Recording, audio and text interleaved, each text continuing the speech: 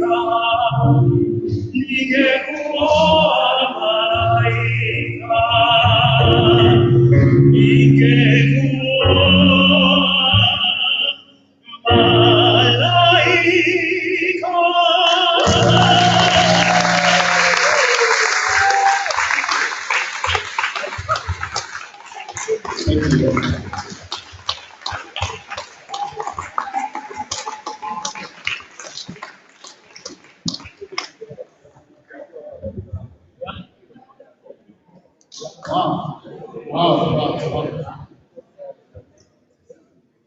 Yeah, thank you, Sylvester. That is something. For those of us who are there those days, that number really resonates so well.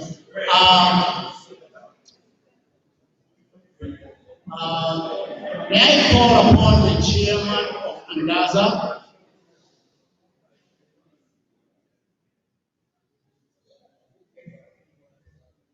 Okay, let's have our seats.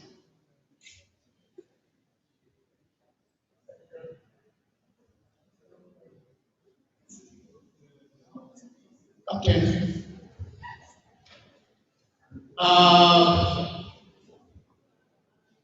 Angaza chairman, captain, to introduce our guest and tell us what Angaza is all about. Let's give it up for captain.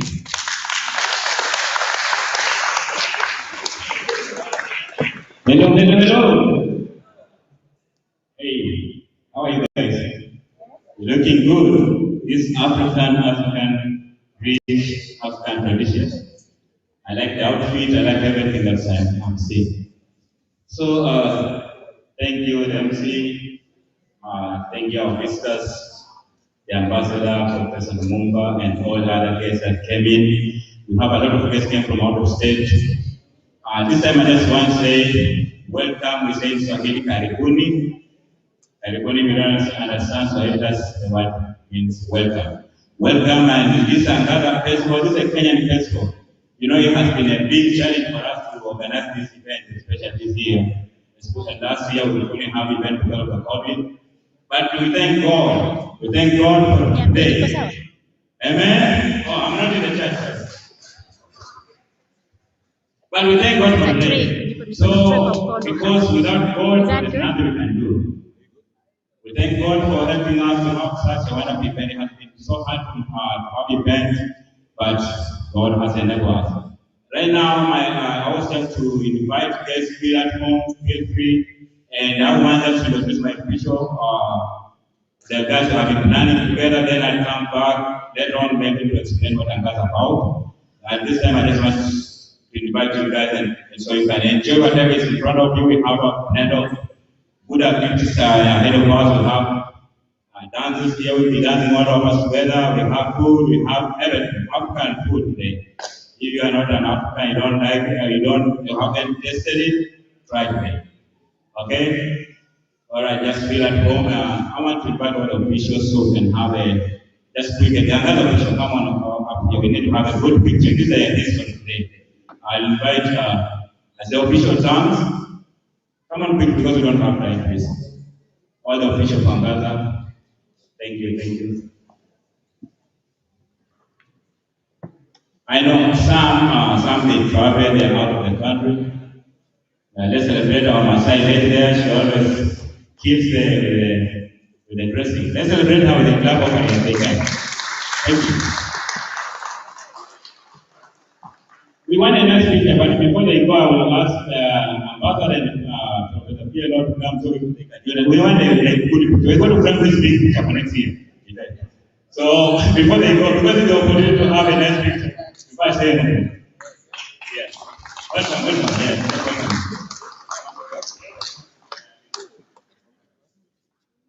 Just to get a picture, then I'll introduce my team. Yeah, we just need a good picture before we go.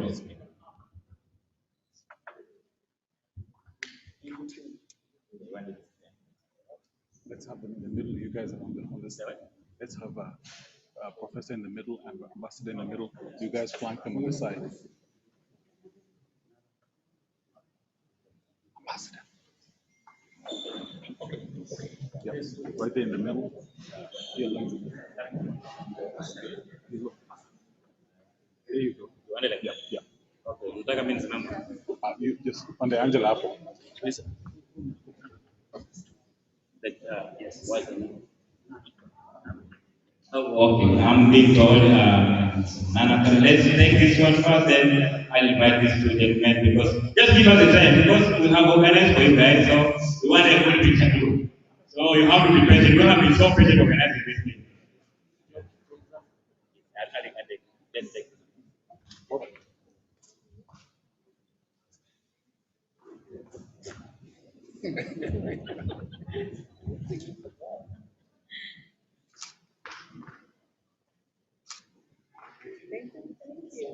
Okay, just we need to we say George Fraser and Angaza, please come join us so we can.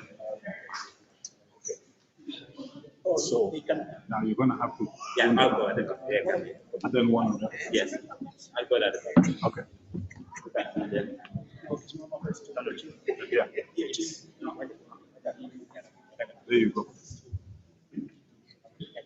Yeah. Your mic's on the phone that I have. I can put down. Okay. All right. One day, man. I'm next to myself. All right. 1, 2.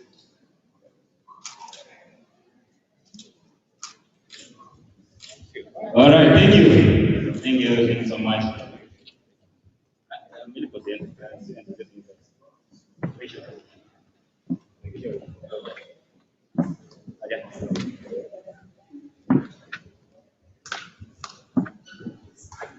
Thank you guys for being patient. We wanted a picture.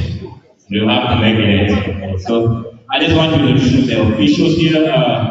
This is the team that we have been organizing. We have been organizing this event for this is our seventh year right now. We started in 2015 and we thank God for it. I have my assistant chairman, Mr. Dr. Robert Suri. He will be talking later on. I celebrate him. And we have Mr. Jacob, he's our team member, he's the official. Then we have Big Glenn, all the way from Maasai, she just came today. Then we have Milka, she's among the team player. And we have Angela, we're going to matter, but you can say Matt, maybe you want to say this way. But Angela Matters is one of our, and then we have Mr. Bruce Mia. We have Joyce, who she traveled, she had an, I think she lost someone in the family, so she had dragged out of town. Then we have Dr. Imani, and we have my wife, Caroline, she's not with us today. And Mary McKenzie, she traveled too. So let's thank them and let's appreciate them for the good job they're doing. Thank you so much. Thank you so much for the good job. Thank you.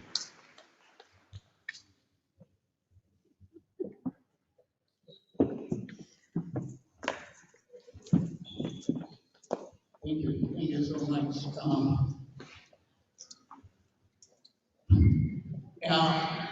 COVID, the pandemic has really deprived us a lot of what we normally do. Our Angaza festival, usually we have dances from different communities in Kenya. But because of what we all know, it has not been possible. Last year, we just had like a virtual meeting. This year, because of the spread going down, at least we have been able to meet. There are people here I've never met for like 2 years, and we are meeting and we are like, oh my God, it is you, you're still alive. I mean, yeah, that's what has happened. Yeah. So, I'm going to call, we have some young girls here, some of our children, Abigail, to do a performance here. Where are they? Abigail? All right. So, my call people, Abigail.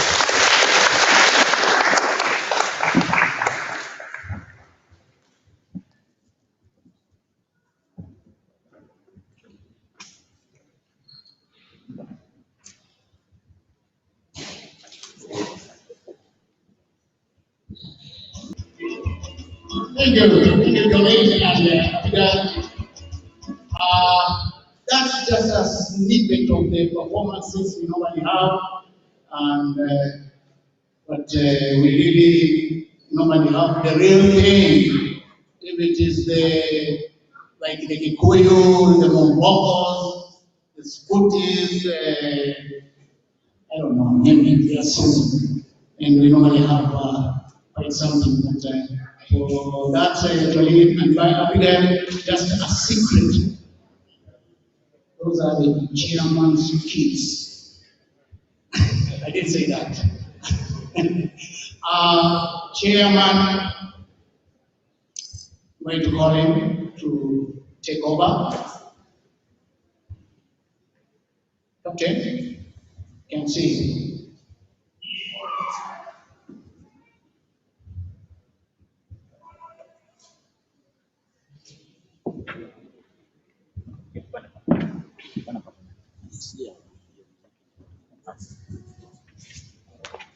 All right.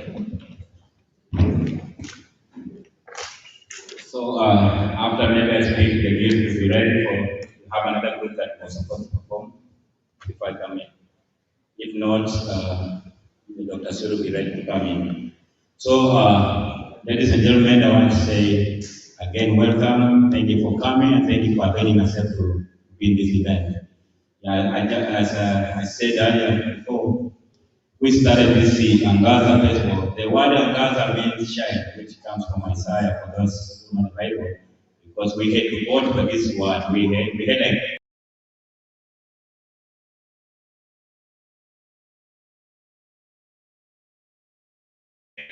it just means shine. You can read it in Isaiah.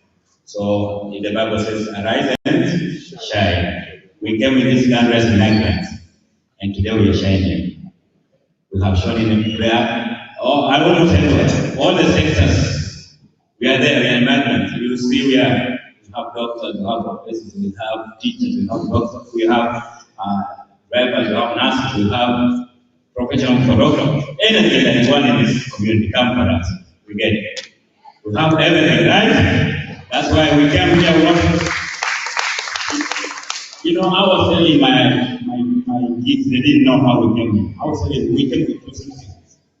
I remember me and my wife came with 2 suitcases. But today when I go back home, I'll be loaded.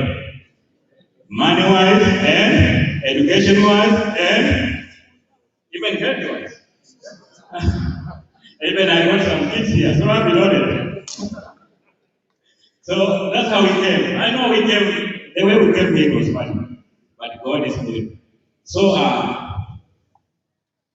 Honorable guests, Professor Lumumba and Antana and any other guests who are in here, we are here because you guys, you allowed us, when you accepted to come, we said we have to do whatever we can do. So we have the event. And we honor you, we honor that. As another chairman, we say thank you so much for availing yourself. Secondly, I want to thank my family. My family have been so supportive. When I started the vision for this Angaza, I spoke to a few people. I spoke to my wife then. I started talking to a few friends. Most of them, the organizers. Some of them, they quit, when you start something, they don't see the benefit of it. But as time goes, people, they see the benefit of the thing that you started. Especially in the Columbus community, I think in Ohio, this is the only festival that has brought Kenyans together without looking at your tribe. Kenyans will have a lot of tribes. We don't care where you come from. We don't care whether you are Christian, you are Muslim, you are who. And God is for all. And we have united our community. Every time we come together, people they celebrate their culture. As the MC said, we have a lot we do every year when we have time. But because of COVID, we couldn't organize to have the traditional songs that we normally have. But we'll be dancing them.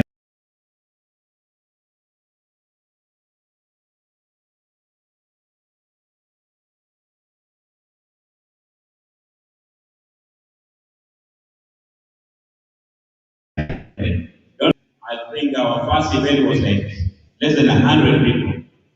But when it came to our last event before COVID, we had more than 300 participants that day. So that's the grace of God. We are growing, right? Let's celebrate for that.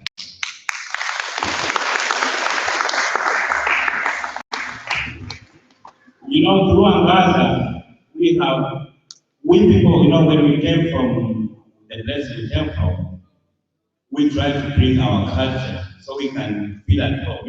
Being away from home, like there are people who have been here maybe before.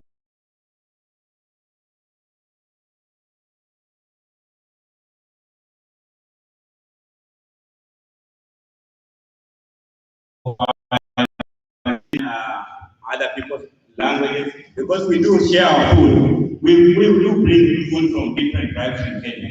We bring the Kikuyus, the Luos, the Luyas, then we come share together. And that way it makes us united, keeps us together. And if we know that maybe someone has a need, there's new people coming in, that's the time we help them. We have helped a lot of people to Angaza. There are people who come in as new migrants, where to stay when they don't know what to do. They call us and we just direct them straight away what to do, because we don't want our people to come and get messy in this society. America can come, you have everything, and then you get confused and just get messed up.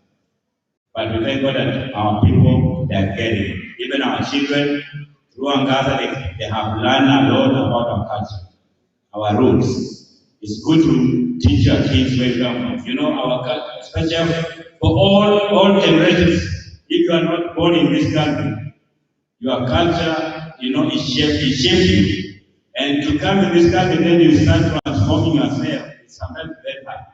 It's very hard the way you can connect between your culture and the American culture, and how to discipline the kids and how to raise the kids over here. It's very hard. But through that, God has given us grace. And because of the culture, even our kids, we teach them, they learn how. My kids always say, when we come together, they know that we are really united as brothers. I can't die there in my house without Robert or without Pastor Esmonor, because that's how we are connected. And we need as Kenyans, even if you live in another city, please unite yourself. Unite yourself, make sure that you know where other people are. You can't live a solo life. There's no one who can live a universe like yourself. So be with yourself. So through Angaza also, we have a lot of people that have been supporting. I just want to say thank you to the business people. We have a lot of businesses that are all with our own Kenyan individuals. We have mechanics, we have all the businesses that you can name in the community. We have them in our people here. They have been so supportive. I can't forget to say thank you so much for them. Because every time we have Angaza, they are the first people I go to, and they send their contribution to support this event. So thank you for the businesses that always support. Thank you for the pastors. We have pastors. We have a lot of pastors. We have Pastor Dodo, we have Pastor Small, Pastor Faith, Pastor Mudwa, and other pastors in the community. They do support us through the churches, and we have seen tremendous growth in Angaza. So Angaza is just to bring people. Our main aim is to bring the community together. We don't have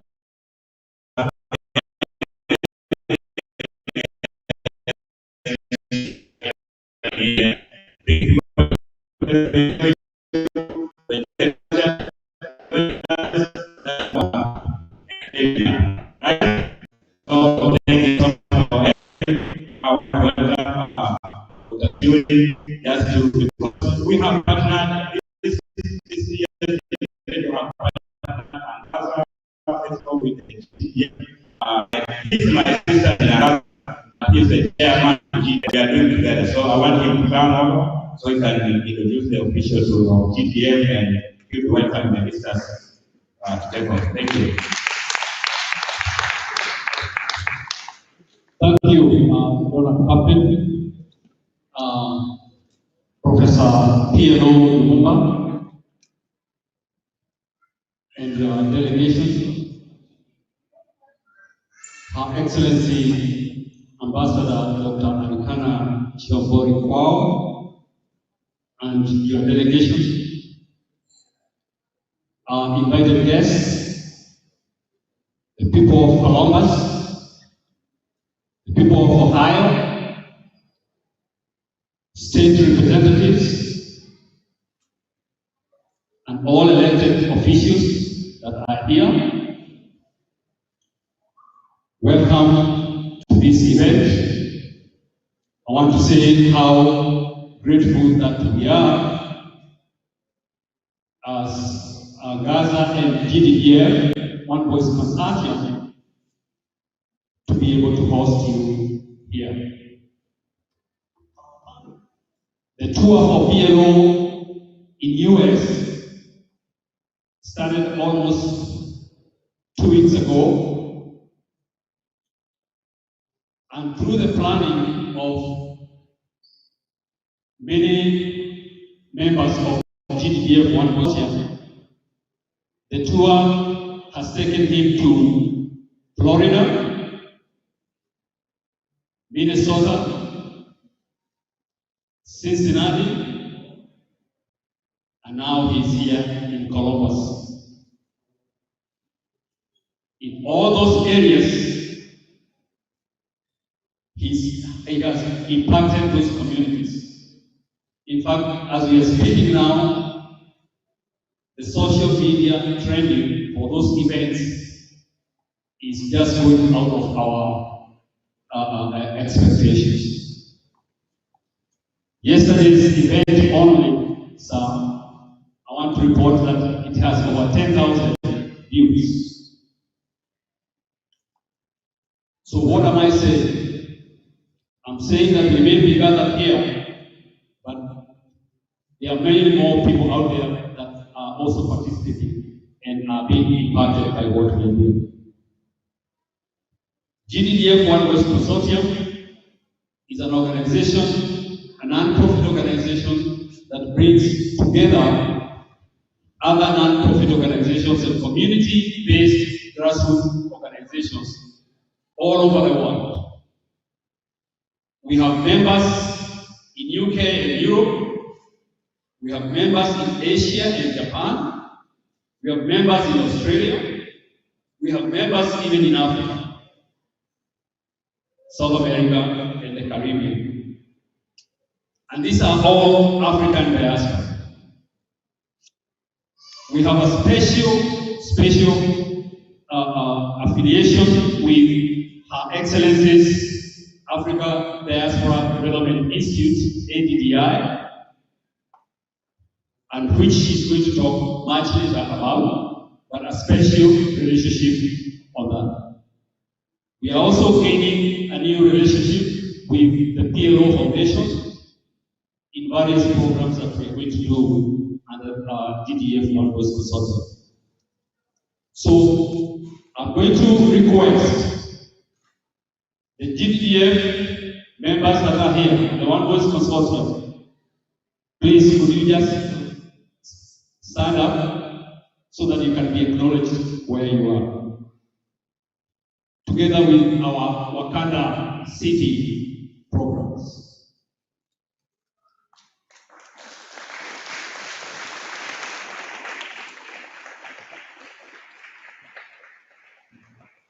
That is part of the team that has been putting together PLO's travel all the way from Kenya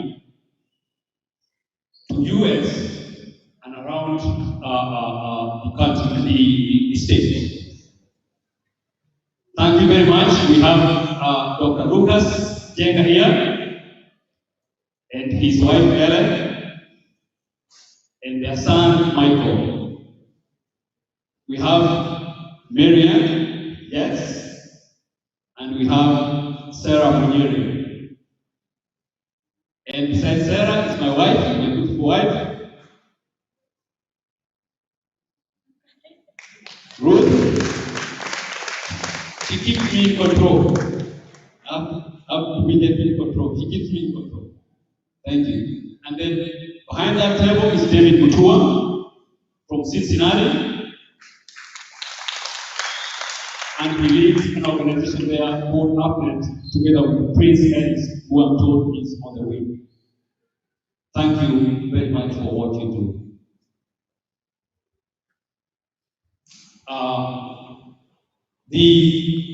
This tour has been made possible with a number of collaborations.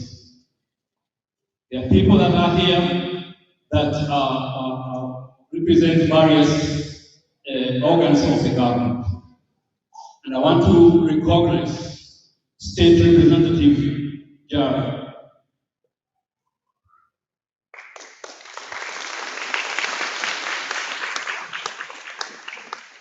We'll give you 1 minute to say something. He's also here on behalf of Congresswoman Joyce Beatty. Well, good afternoon, everybody. Let's give it up for the entire Angaza Festival leadership. To the illustrious guests, I've heard so many as I was coming in earlier today. You were an amazing speaker yesterday, and I can't wait to hear you today. To our Excellency, I'm so glad and honored to be in your presence and to hopefully get a chance to talk with you. And to a fellow Clevelander, George Walker, I can't wait to talk to you as well. You know, I stand on the shoulders of so many people. And as the Franklin County's youngest elected, I am always thinking about how do we build a better Ohio for all of us. And when I think about this entire room, it represents the very best of our city, of our county, and of Ohio. Give yourselves a round of applause. But the work that we do in the State House, from managing an over $74 billion budget, to making sure that we're holding our law enforcement accountable, to making sure that we're doing everything we can to have affordable housing, to appropriate food opportunities, to addressing unemployment, the list goes on and on and on. And while I'm one of 99 members of the State House, as a state representative with 33 senators, the reality is each of you play a pivotal role in helping to make sure that the policies that impact your families get over the finish line and become laws in this state. And so I am just as much of an advocate as I have as many people behind me. And so I'm excited to serve as the state rep for the 25th House District. I also want to say that Congresswoman Joyce Beatty is doing a mighty good job. Let's give a round of applause for our Congresswoman. She just got arrested, y'all, fighting for voting rights. And that's the biggest thing that's currently on the front lines across this country. Because the power to vote is the power to change our communities. And so with that, I want to say thank you so much. I'm looking forward to the amazing festivities. I might be on a dance floor with some of you tonight. And most importantly, let's lift each other because a better Ohio truly starts with all of us. Thank y'all so much. Thank you.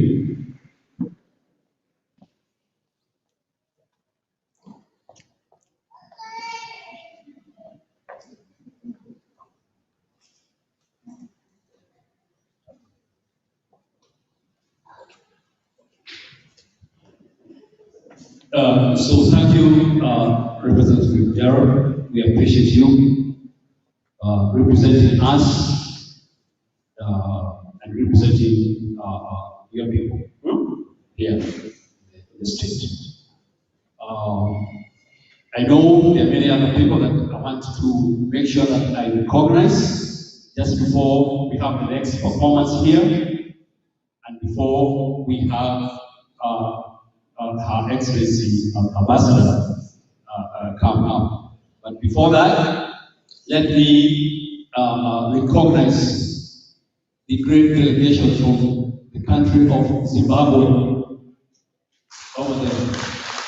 Please stand up.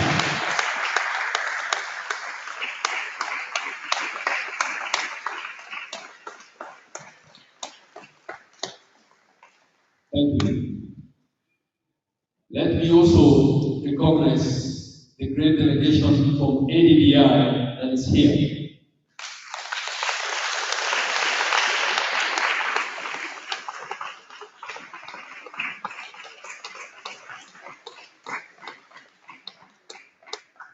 And finally, let me recognize the great delegation that is led by Professor Piero Lumumba that is with us.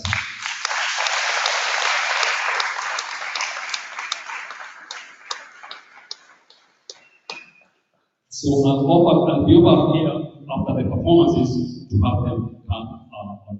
So, Master of Ceremony, back to you. Thank you, Dr. Shuri, for that very well-coordinated introduction. With time, we have constraint of time. Our next performance, the PCI team. Are you ready? After that performance, we'll have Dr. Shuri. After they are done, the stage is yours.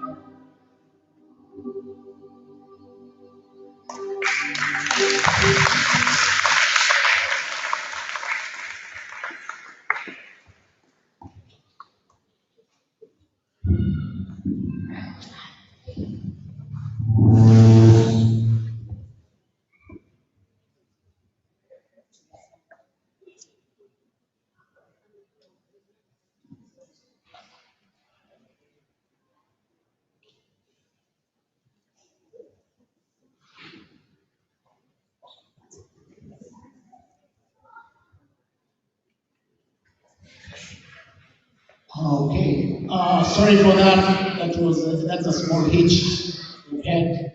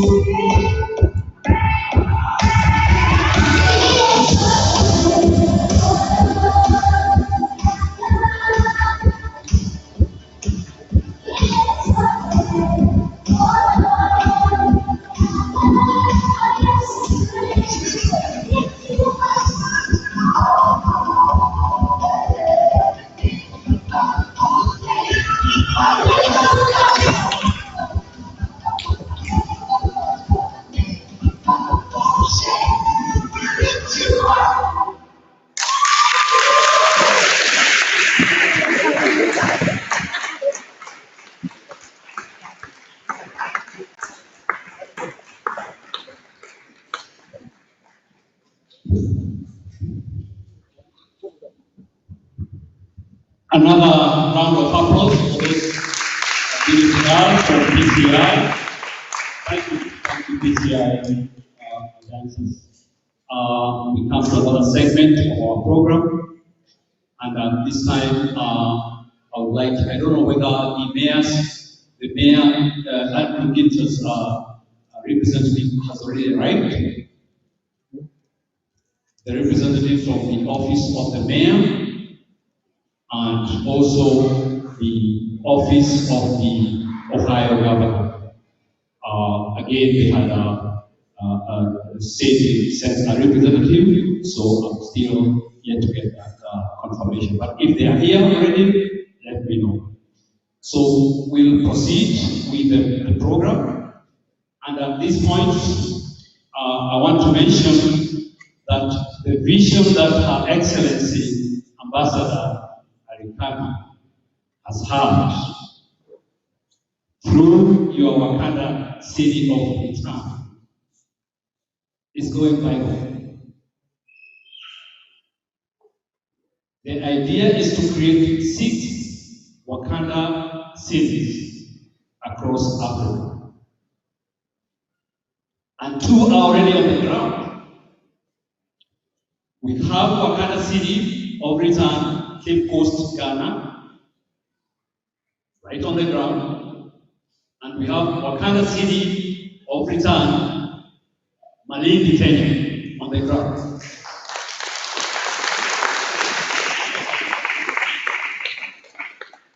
It has taken a lot of effort. And so I'll ask the country director for our Wakanda City in Malindi, Kenya, to just say one word. And then later on, I'll ask Her Excellency to talk about the Wakanda City of Return. Welcome, Professor Lucas Jenga. Thank you very much, President One Voice Consortium, TTDF, the organizer of this great tour, PLO tour, Dr. Shri. Highly appreciated. I appreciate our guests, our chief guest, PLO, Professor PLO Lumumba, your lovely wife, Celestia, and the team, and also our leader of the Wakanda and the African Development, Diaspora Development Initiative, Your Excellency, Mikana Chobori Kwao, and your team, and all the invited guests and elected members of the state and all the other leaders. Good evening. It's a great pleasure to come and talk very briefly about the Wakanda City of Return proximity in Malindi. As our president has said, this is something that's already now in action. And I believe that during this tour, great excitement has settled with us on the amazing things that are happening, the vision that is there, the resources that have been provided, and I believe that we are in progress. For those who will be interested to know the exact details, because of time, we'll have some information at the back. But just in a nutshell, Wakanda City, Malindi, is in the north coast of Kenya, nearing the new port, the Lamu port, bordering with the Southeast National Park and the Kalanga Guraru agricultural project. It's about halfway from Mombasa to Lamu, so it's in a very neat center position. Our vision in Wakanda City of Return, Malindi, Kenya, is to offer opportunities for all the Africans, the diaspora, and people of African descent to come and participate in demonstrating in our continent how we can build livable, exciting, residential, workplace cities where we ourselves invent the resources and the products that the people of those cities benefit from. As a leader of the Wakanda City of Return, Malindi, one of the things that I'm convinced we need to do is to use our diaspora resources, our own people who are professionals. I thank what the chairman of this Angaza Festival said, that we have all the people, all the professions in-house. So we're providing an industrial estate or Wakanda Industrial Park, where people with ideas and innovations can participate in the production of great resources, in the production of consumable products. Today, if you walk in the streets of Nairobi or go to the big supermarkets, every product you see, it's either from Walmart or Tesco or other international brands, or rather Western brands. We believe that in our new Wakanda city, cities across Africa will be places where you come with your own creativity, your own innovation, get some supporting funding and produce that. So we're also registering people who believe that this is an opportunity for them to impact their country. The other thing that is critical for us as a city of return is to produce residences at affordable prices. Today, if you go back to Kenya, for instance, and you want a quarter acre of plot, you have to pay $1 million or 1.5 million in areas that there is no master plans and they are not properly developed. In Wakanda city of return, you'll be able with your $500 to get a quarter acre plot or $700, half an acre, $1,000, 1 acre, in a place that we've done a complete master plan, we've designed institutions, schools, hospitals, universities, and places of worship, good parks for families to enjoy their time together. So the city is designed, and the master plan is here for you to kind of see the facilities that are there. And then the other important thing is that this is a place you can work from, even if you're still in the United States or in the United Kingdom. I'm personally based in the UK, that's where my family has lived for several years. We can still be able to participate in the development, in the engagement of the city, virtually or even short-term visits back to Africa. The city is designed in a way that you'll be able to translate yourself from here and back to Africa and still feel that you are enjoying the same quality of life. You are enjoying the same resources. You are able to use your facilities, your internet, because that's the way the city has been designed. The ethos behind this and our leader, Her Excellency, I will be emphasizing that point. That's why I'm keeping that part of it. It's for us to do something that can demonstrate us as people who are able to live and not blame other people. We can be able to come together and do things that we can say, we have done it, we have done this ourselves. We believe in what we have done, and we believe in the transformation of our own people. This is a time of our own emancipation. We can't blame other people. We can't say the politicians didn't do it or the Western world didn't do it for us. We have the resources, we have the capacity, we have the knowledge, we have the skills, and it's our time to fulfill that. So what I want to say is that the information is available. You can sign in as a social member so that you are able to participate and get information regularly. You can sign in as a professional who is either willing to give services, or you have a consortium or a company that can offer services at the city, or you can sign in as a contractor or developer who is willing to participate in the development of the Wakanda city of returns. So there will be no time for us to say it was done and we didn't have the chance. That's why we're traveling across the entire Western world and Asia. We're doing this also on social media so that everybody gets a chance to participate. We believe that we have what it takes to transform our own continent. We believe that we are the people to do it, and this is the time to do it. We want to walk with our children and our grandchildren and say, this is what we were able to do to reverse the curse that was always spoken about the African continent. I would also like to say this is important to you, and I believe that it's going to be important to you, that this is not for our own self-preservation. I'm not going to build a nice house so that I can live with it. Thank God if I'm able to live with it. But this is for posterity. If you look at the Bible, somebody mentioned the Bible here, you will see that when Joseph was on his process in Egypt and suffering, he said to his brother, I did this for the sake of posterity. What you're going to do with your $1, your $10, $1,000 is not for others. It is for the generations to come.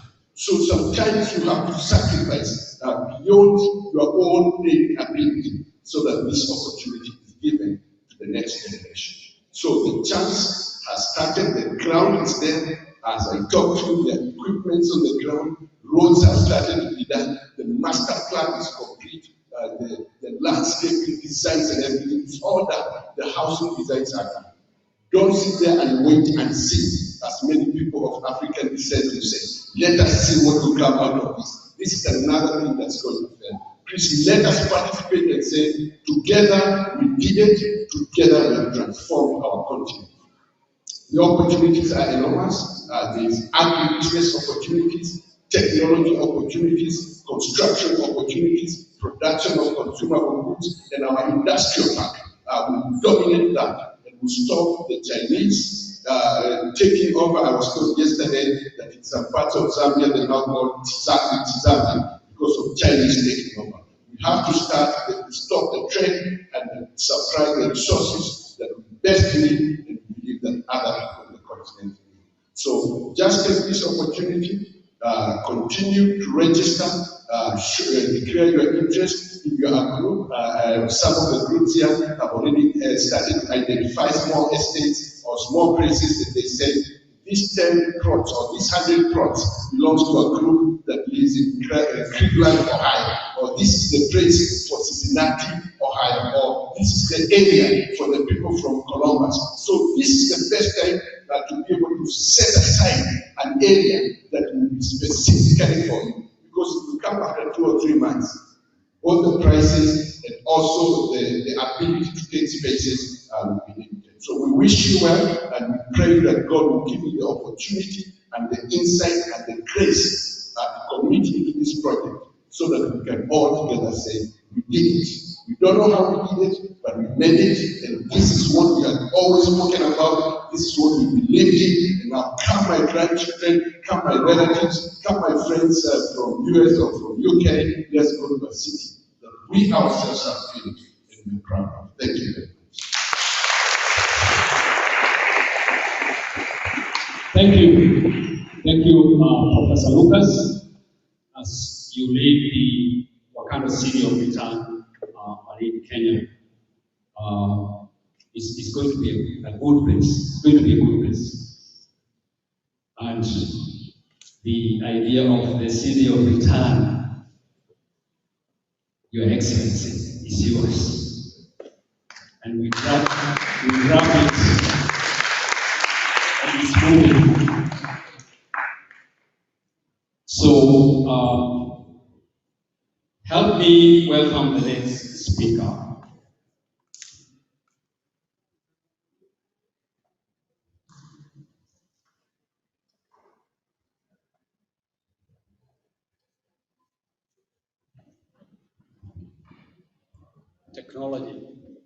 Technology, testing technology.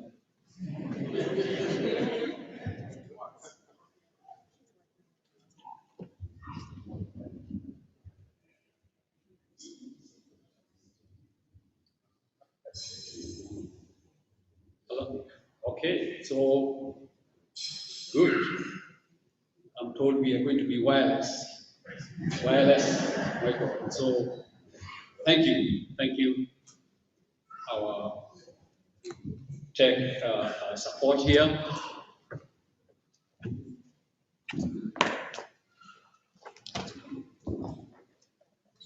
Her Excellency, Ambassador Rikana Chiambori Kwao, is a former African Union ambassador to the USA.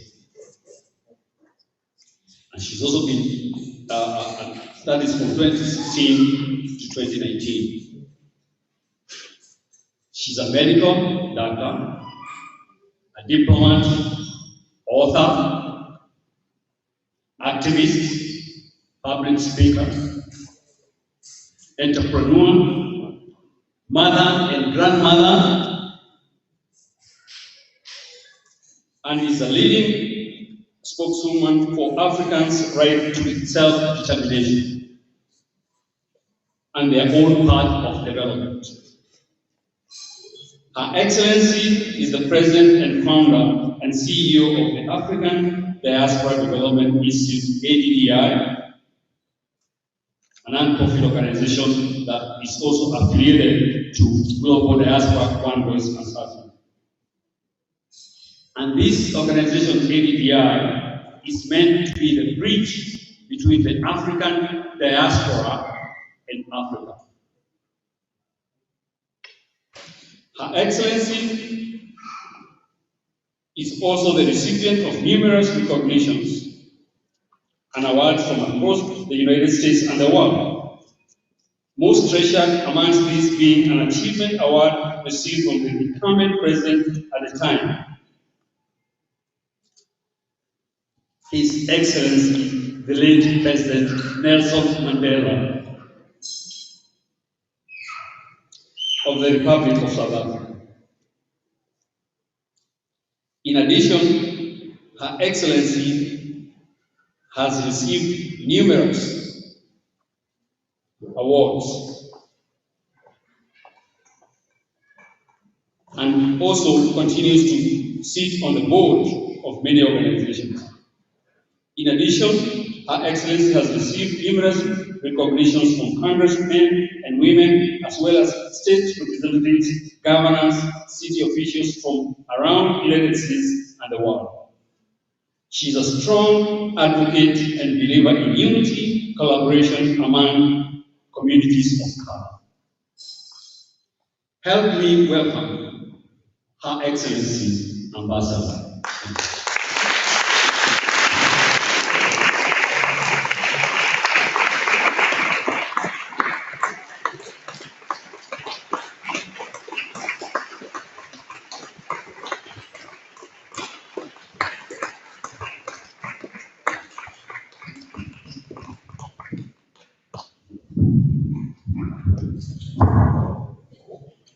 Good evening, everyone.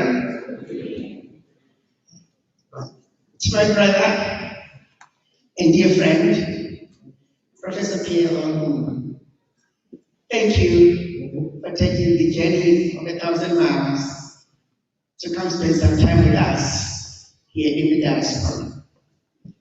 To your lovely wife, thank you too for sharing him with us, but more importantly, for also coming to visit with us in this faraway lands. To Brother Churi and your amazing team and your lovely wife, thank you for putting this amazing event together. To the organizers of Angaza and of course the One Voice Consortium, who couldn't be here today without your organization and all you do to bring us together. To the ADDI team, who without their support, I also could be standing in front of you today. Ola Creighton Randall, I don't like that name, I tell people that all the time. She's one who gels all of us together. Without Ola, ADDI would not be where we are today. Ola can do it.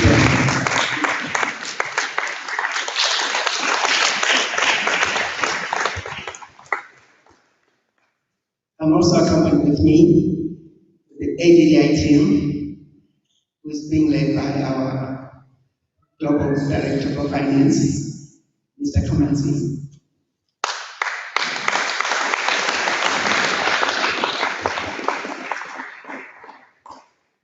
Also, very privileged, and I'd like to think I may be the only woman who travels with her own Nana. And with me today is my brother, my Nana, born right here in the United States, but is now a chief in Cape Coast, Ghana. Could you please join hands and help me welcome Nana Crown?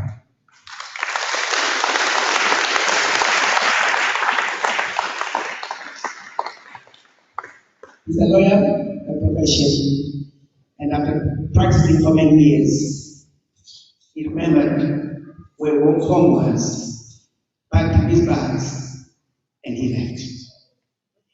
Also with me is a brother. Some of you may know him. Some of you may not have heard about him. But I would like to think most of you have.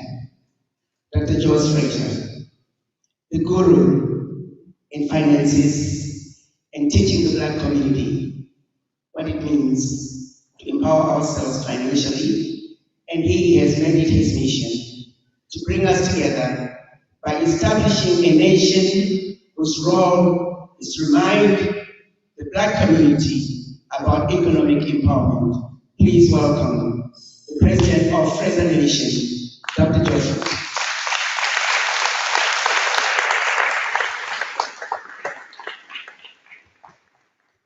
State Representative, I want to take a special moment to thank you and all the other representatives throughout the United States of America. I have traveled around this country and I have met some amazing representatives who have gone out of the way to engage the continental Africans and welcome them and make them feel at home in their newly found homes. You're one of many that I've come across in this country. We want to thank you for welcoming the African communities. Your tireless work has led to some amazing reforms, particularly lately when we talk about the situation with the continental Africans from Liberia and the ones from Sierra Leone. You all worked very hard together with the Congressional Black Caucus to allow them to continue to stay in this country when they were trying to cancel or refuse to renew the program that allowed them to continue to stay in the United States. Thank you for your work.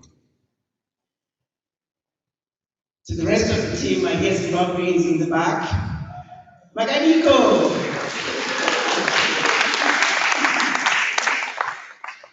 I claim Ghana, but I was born in Zimbabwe, and you know, as soon as when you meet a boy and you lose your head. My husband is from Ghana. Lisa Van Paul, please dark stand up.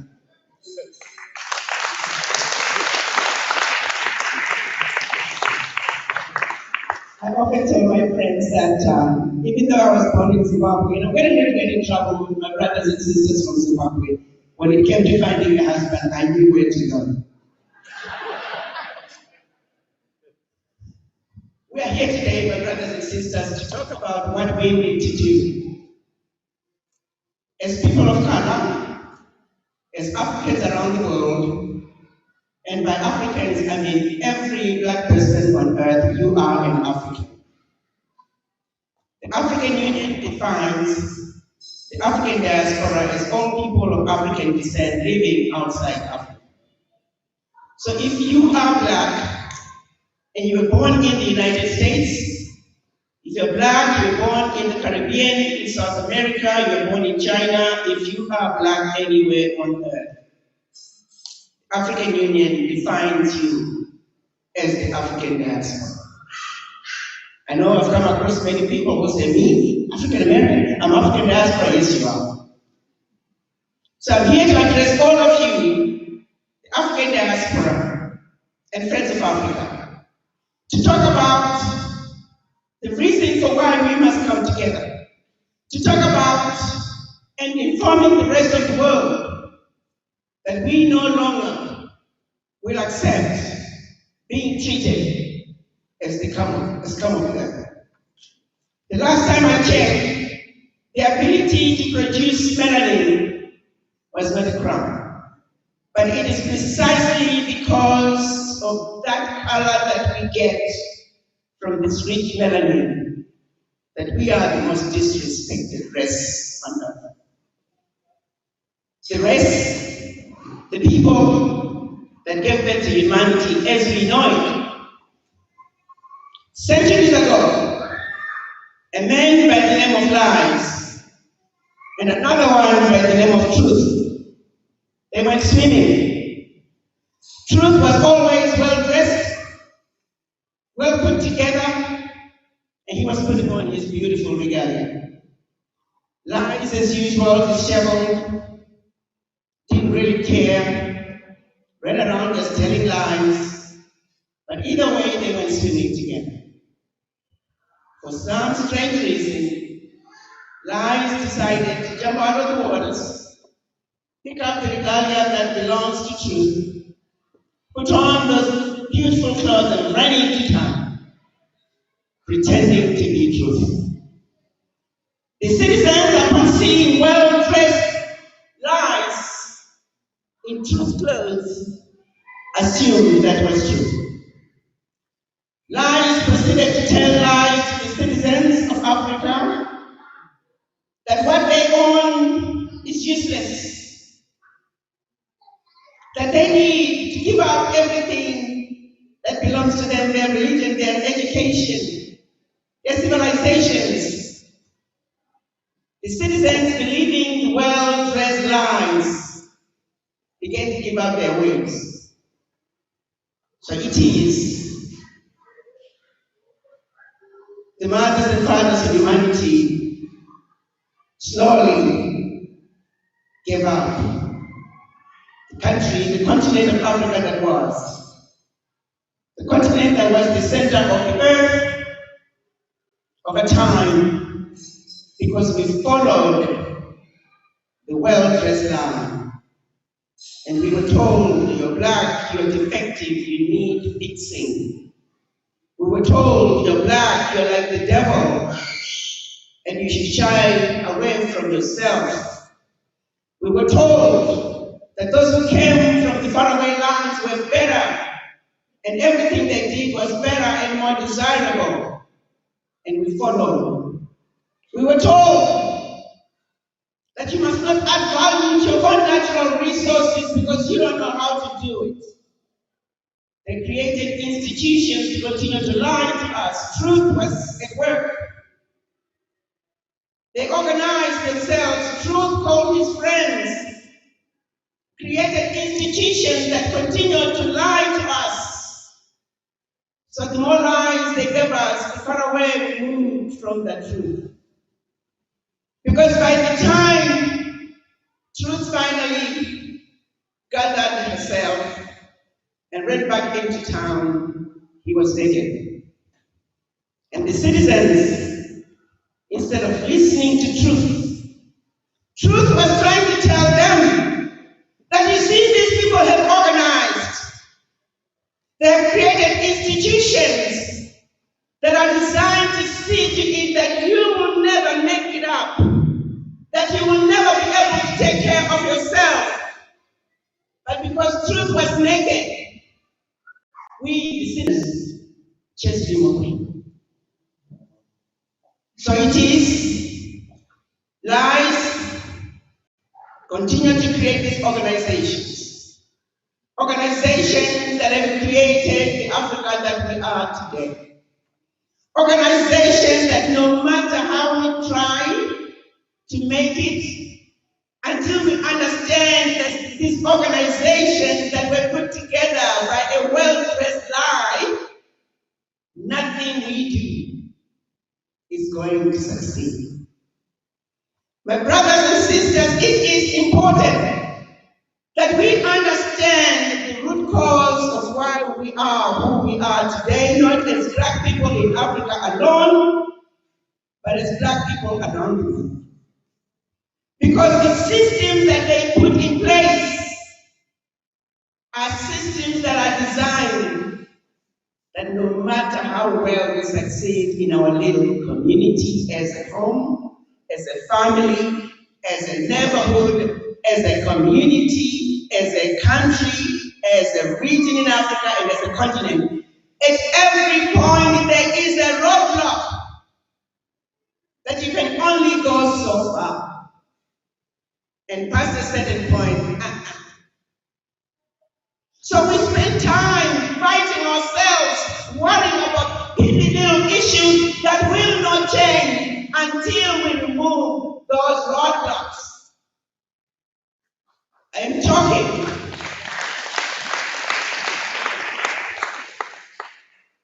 We live in the faraway lands, and I'm so glad today we have our state representative. Because quite often, as I travel around this country, as the African Union ambassador to the United States, what blew my mind away was the lack of understanding of what was really going on in Africa.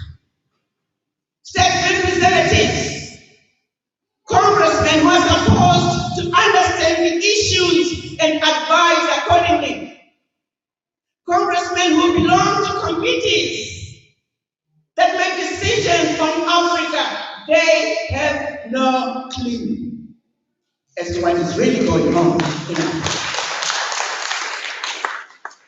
It is therefore incumbent upon all of you, as you reside here in this beautiful country, that you understand your Africa. So while you are here, you must lobby your congressmen, you must lobby your representatives, tell them the truth about what is going on in Africa, so we can stop following the world's red lies.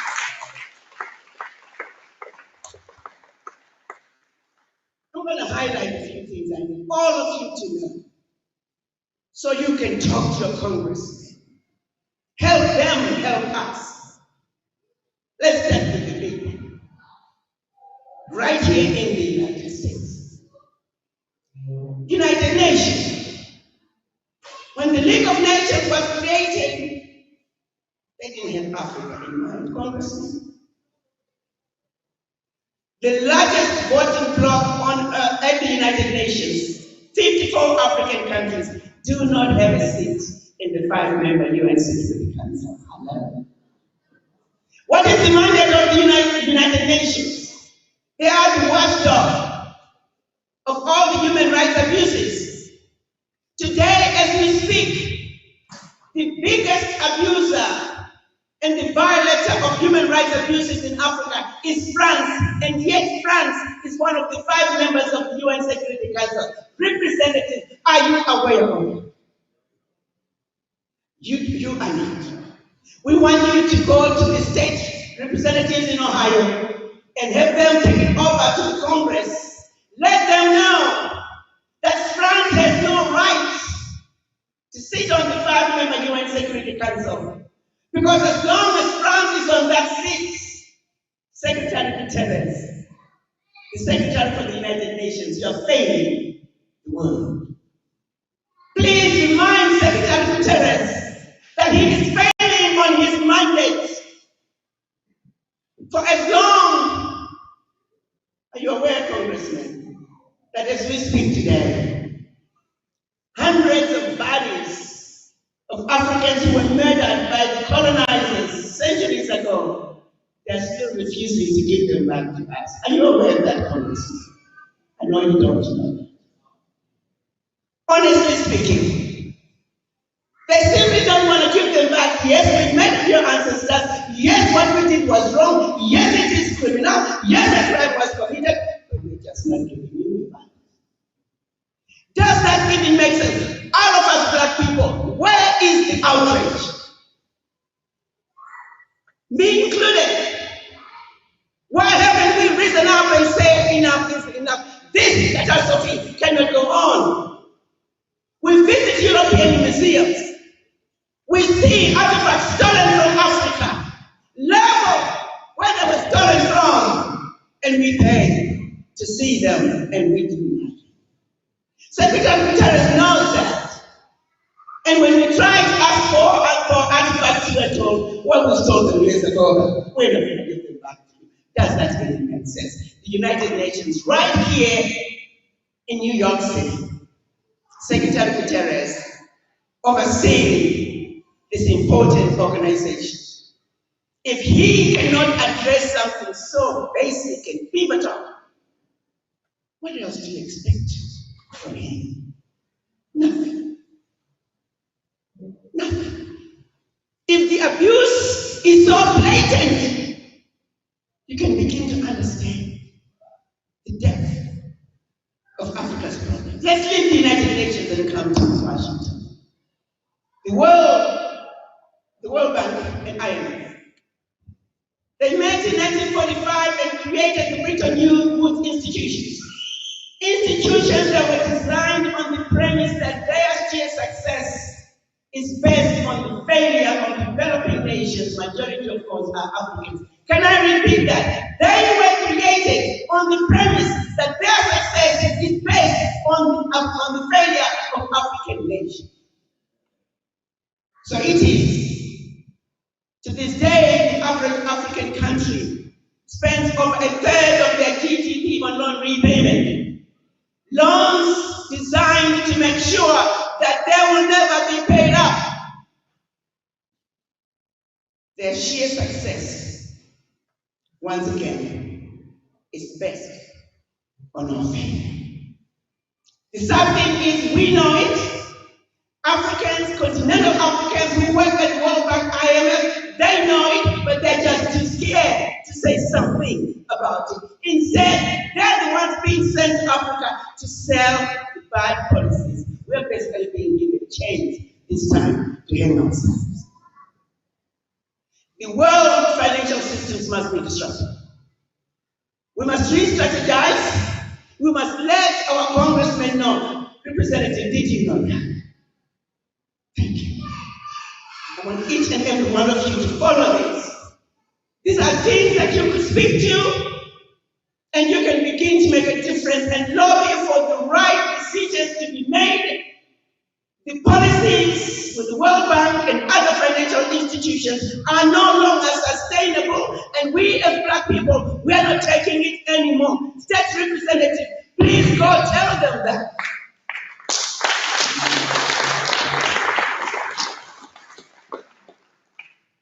The World Trade Organization. They all realized that the only place that has everything and anything the world could ever need is Africa. That they cannot survive without Africa.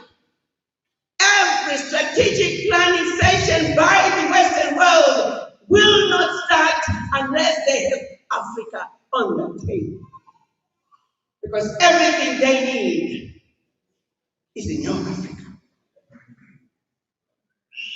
So the World Trade Organization came up with policies that made it very difficult for African countries to add value to our own natural resources. Well, what does that mean, my brothers and sisters? We're suffering with high levels of unemployment in Africa. Why? If we take a simple item, simple mineral, coltan, every single iPhone, light, laptop, electric batteries, electric cars, they need coltan. Without coltan, 65% of the world coltan is in the Congo. Congo alone could say no more coltan out of Africa, and all of you will go into withdrawals because you won't help yourself. Congo alone could paralyze the world with our coltan. Can you imagine? If we were to say everything that requires coltan must be manufactured in Africa, do you know how many millions of jobs we could create? 1 million. Let's take our cocoa. 65% of the world's cocoa comes from West Africa, and yet for decades, African countries have tried to add value to the cocoa beans. The tariffs that would be slapped on those cocoa beans were so high that it wasn't even worth adding value to the cocoa beans. I'm talking value, the tariffs added to the value-added products. So it is. Africans continue to ship out our cocoa beans. There's a whole city in Britain called Cadbury. It's built out of cocoa beans from West Africa. Right here in Pennsylvania, we have Hershey City built out of cocoa beans from West Africa. Representative, did you know that right here in Hershey City, all they gotta do is add water and milk? Where is Hershey City in Africa? Where is Cadbury City in Africa? That is not their plan. The same is happening in East Africa. Our coffee beans. And yet, you travel around Africa. Swiss coffee, Swiss chocolate. Have you seen how big is Switzerland? Where are those farms that they're growing all those cocoa beans and the coffee? And yet you travel all over Africa, you're drinking Swiss coffee and Swiss chocolate. World Trade Organization. We may have our own sister leading that organization today. If we do not support her, she cannot make the changes that are needed. The world trade policies must be disrupted. Disruption of the world trade policies alone will eliminate unemployment in Africa. Simple. State Representative, will you wait? Then it comes to you and I. The brain drain out of Africa. As we speak today, let's be clear. No amount of money put into Africa for education, for healthcare, for infrastructure will deliver the desired results. You know why? Because we don't have enough capacity, enough trained personnel. I use the example of my country of Ghana. There are more Ghanaian doctors in New York City than in the entire country of Ghana. How do you develop the Ghanaian healthcare system if the doctors are not there? There are more Nigerian doctors in Los Angeles than in the entire country of Nigeria. President Angaza thought the way to improve healthcare is by building more hospitals and renovating the others. Well, guess what? Half of the wards were sitting empty. Not because there were no patients, but because there were no doctors. How do we build the Africa that we want if we're sitting here in the diaspora? We live in this country that is the melting pot, that we see examples every day of what other nationalities have done. You ask for the voices of the Chinese diaspora, loud and clear, Indian diaspora, Irish diaspora, German Americans, you name it, the Jews. Their voices are loud and clear because they understood one thing, that their shared survival is based on their unity. 1945, 13 Jewish men met in a library in Tel Aviv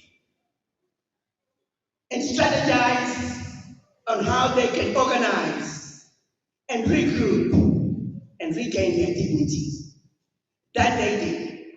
The decisions that were made by those 13 men back in 1945 have led to the powerful, strong Jewish nation that they are today. There are only 15 million Jewish diaspora compared to almost 400 African diaspora. They have a little bitty piece of land that is a desert. We have over 30 million square kilometers of land, reaching everything that you could ever imagine on earth. We are the Garden of Eden.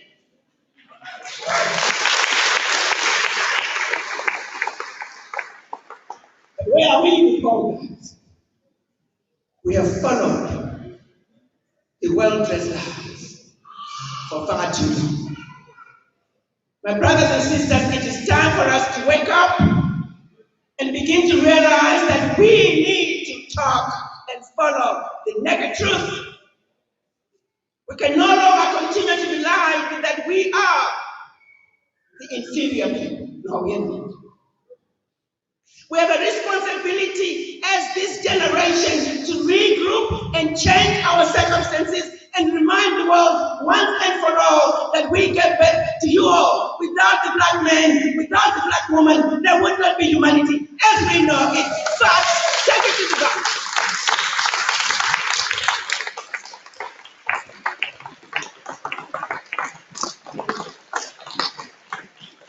As such, we belong on the tallest pedestal and we are not waiting for anybody to put us there because we are marching right to the top. And that's why I'm here today, to talk to us about how do we organize? How do we reclaim that pedestal? It is time for us to build that beautiful house on the hill. That house is going to be built by us, for us. And we must have that unity of purpose, but to do that, we must all accept that we're suffering from the disease of legacy of slavery and legacy of colonization. For when we are fully awoke and we know who we are, the rest of the journey will be easy.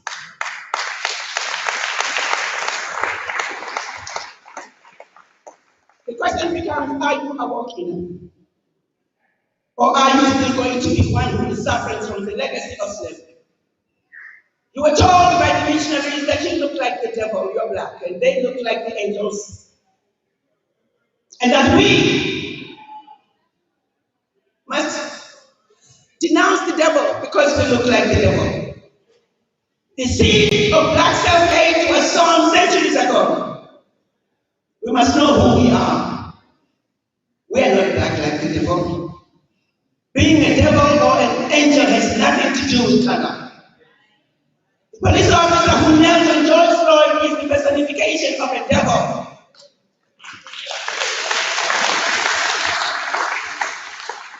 Color has nothing to do with it, my brothers and sisters.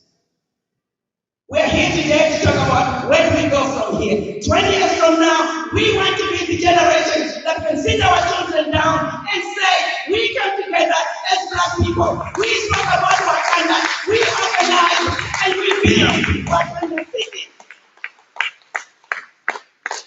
Let's make our children proud.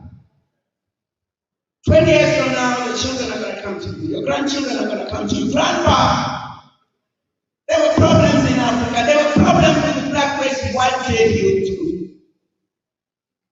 What did you do, Grandpa? Is your answer going to say nothing? Or are you going to be in a position to say, you know what, Professor Lucas, we got together. We created and built this beautiful city of Wakanda. We got Wakanda in West Africa, Wakanda in East Africa, Wakanda in Southern Africa, Wakanda in Central Africa, and Wakanda in North Africa. That's what we did.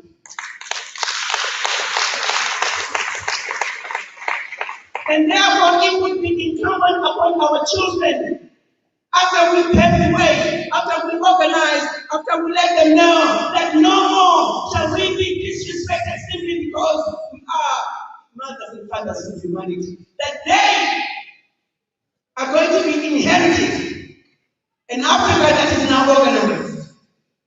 And we can say to them very proudly, this is where we left off. And this is where you and your brothers and sisters need to come together and pick up from. If we do not organize for our children, believe me, we will be subjecting our children, grandchildren, generations to come to centuries of more centuries. Is that what you want? I hope. We have a responsibility to reclaim our dignity. Not for ourselves, but for our children. We owe it to them. Each and every one of us, we must commit to doing something. This moment is not calling for you to wait for your neighbor, for your sister, for your brother. No, it's about you having a serious conversation with the image in them.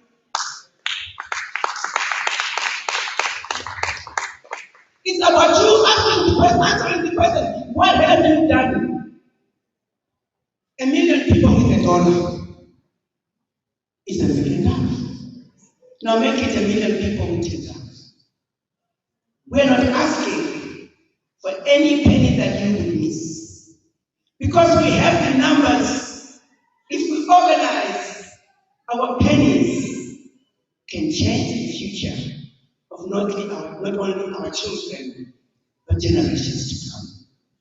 And for us to do that unity of purpose is what this moment is calling for. The moment that we say, as black people, let's send a message, a strong message to international organizations, because they are the biggest problem for Africa today. All our efforts to deal with issues of starvation, hunger, homelessness, poor leadership, corruption, that will be easy to deal with if the basic root causes of Africa's problems could be addressed. I am not saying we don't have our own responsibility. Oh, yes, we do. But we don't need help.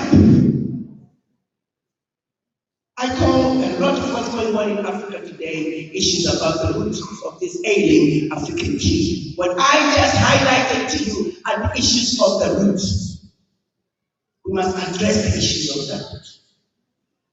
I'm asking all of you to reach out to your congressmen. I'm so glad today we have our representative here. We must lobby the Congress. Let's help them help us. They need to know the truth about what is going on in your Africa. Let's stop following well-dressed lives. And for a change, let's follow the naked truth. Wakanda, East Africa. Wakanda, Ghana. December 2nd to December 23rd, we shall be in Ghana launching Wakanda City of Return.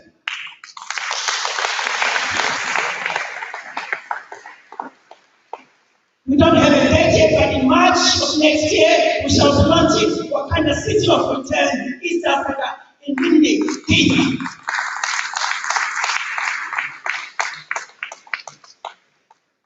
No more excuses, you guys. Well, I didn't know where to put my dollars. Well, I didn't know what to do. The doors are open. The pathway is there for you to do something about what is wrong with our Africa.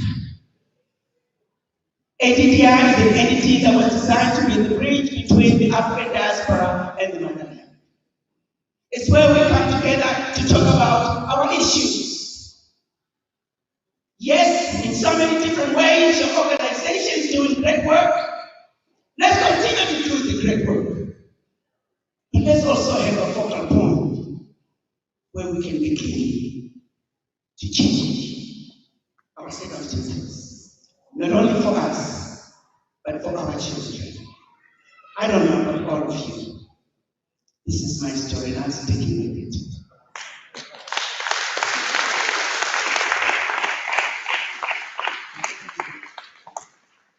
Let's stop following the well-dressed lies.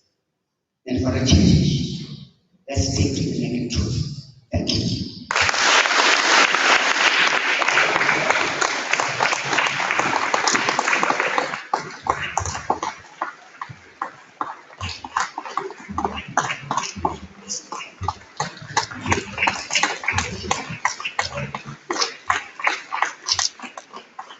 Thank you. Thank you, Your Excellency Ambassador Dr. Rikana Chiomori. That was an awe-inspiring talk with deep truth. And I'm glad our state representative is here. And we're going to use your good office to spread the information. Thank you that you are here with us. We thank you.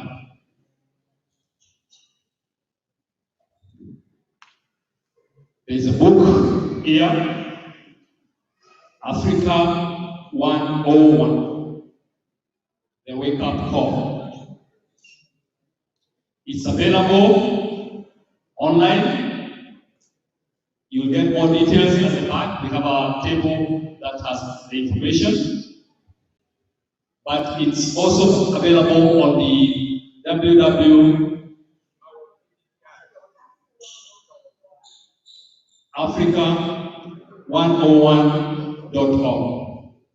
So this book is available at africa101.org. Buy a copy of it. Get time to read. Get time to find more information. That may also help you get what is the truth about Africa. It's written by Her Excellency Dr. Rikana Chiomori. Thank you. We are using this as a textbook print within our global diaspora One Voice consulting to educate our various groups that we have. The next speaker is our chief guest. And for that, I have requested a good friend, Dr. Edmund, to come over here and invite our chief guest, Professor PLO Lumumba, to be able to speak to you.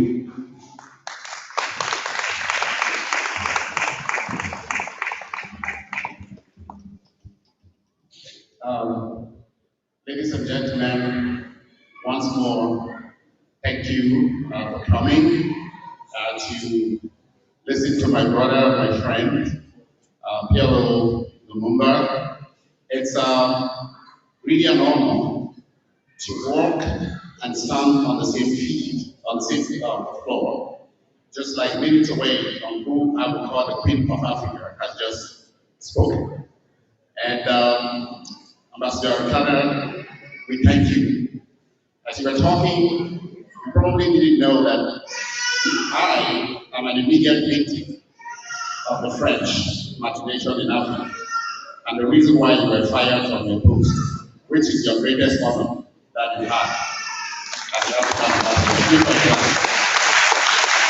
That is the CSA flag, the role that the CSA flag plays. You open so many eyes, and just to say, keep on doing that good work. And to all of us, there is no way she will do it by herself without us. She cannot do it without us. It is all our responsibility. Now, to my friend, my brother. A long time ago, the first book ever written in politics by Plato,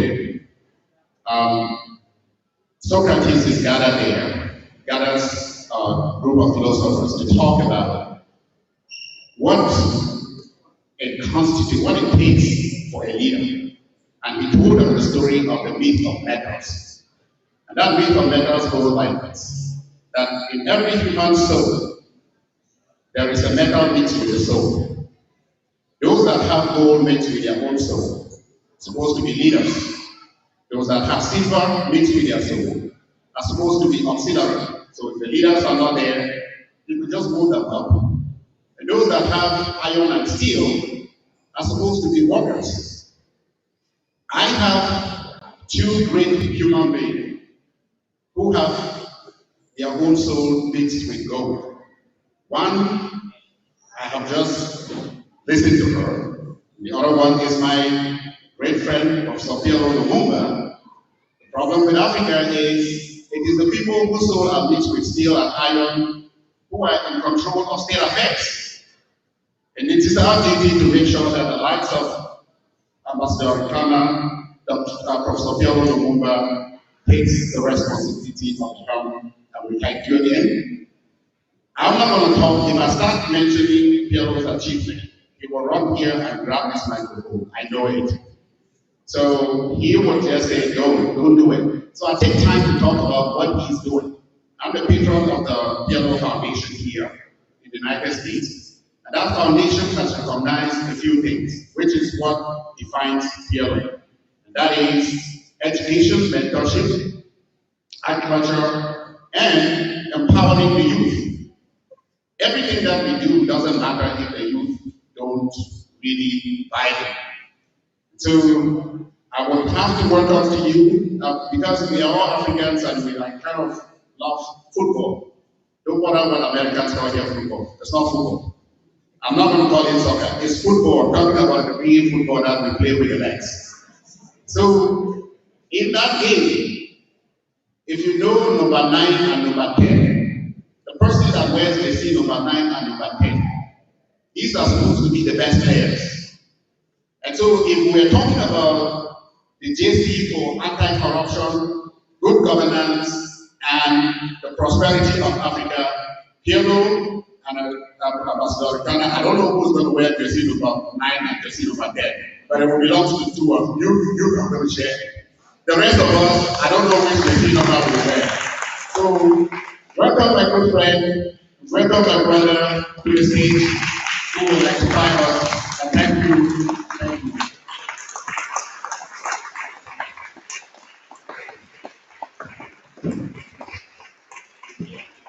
Thank you. Thank you very much. If I was in Abuja, in Nigeria, or in Lagos, I would simply say I stand on the protocols that have already been established. But that notwithstanding, let me recognize the men and women and the organizations led by the One Voice Consortium who have facilitated my visit here in the United States of America. We have moved from state to state, and we have had no time to worry about what to eat and where to lodge. That must not be taken for granted. It takes generosity of men and women to facilitate that. Let me also thank the organizers of Angaza, which is a Kenyan organization in the diaspora, specifically designed, as I've been informed, to give meaning to culture as something so important that it defines our very being. Because of those activities, I've been able to meet my good friend and sister, Her Excellency Ambassador Arikana Chihomba, whom we have had the fortune of listening to, and who has passionately and knowledgeably told us the plight of the continent of Africa and her promise. It has also given me the opportunity of meeting other great men and women in these distant lands who are here and who are giving meaning to life and contributing in their own great way to the continent of Africa.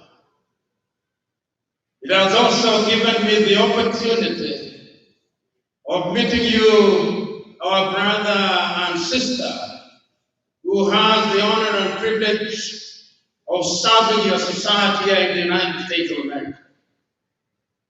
But yet there is a sense in which, having been invited at a function that is dedicated to culture, I must have a sense of occasion.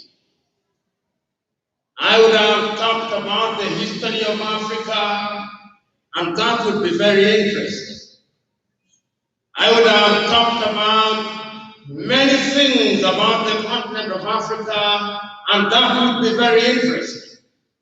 I would have mentioned the things that Her Excellency has talked about, but there is no wisdom in repeating what has been said. So what should I talk about? I have nothing to talk about. And if you see me sitting down sooner rather than later, and I've made my speech, but I'll not do that. It would be improper for me to be flown here for 3,000 miles plus, and I do not share my pain and some of my words with you. So as I sat down and asked myself, what should I talk about?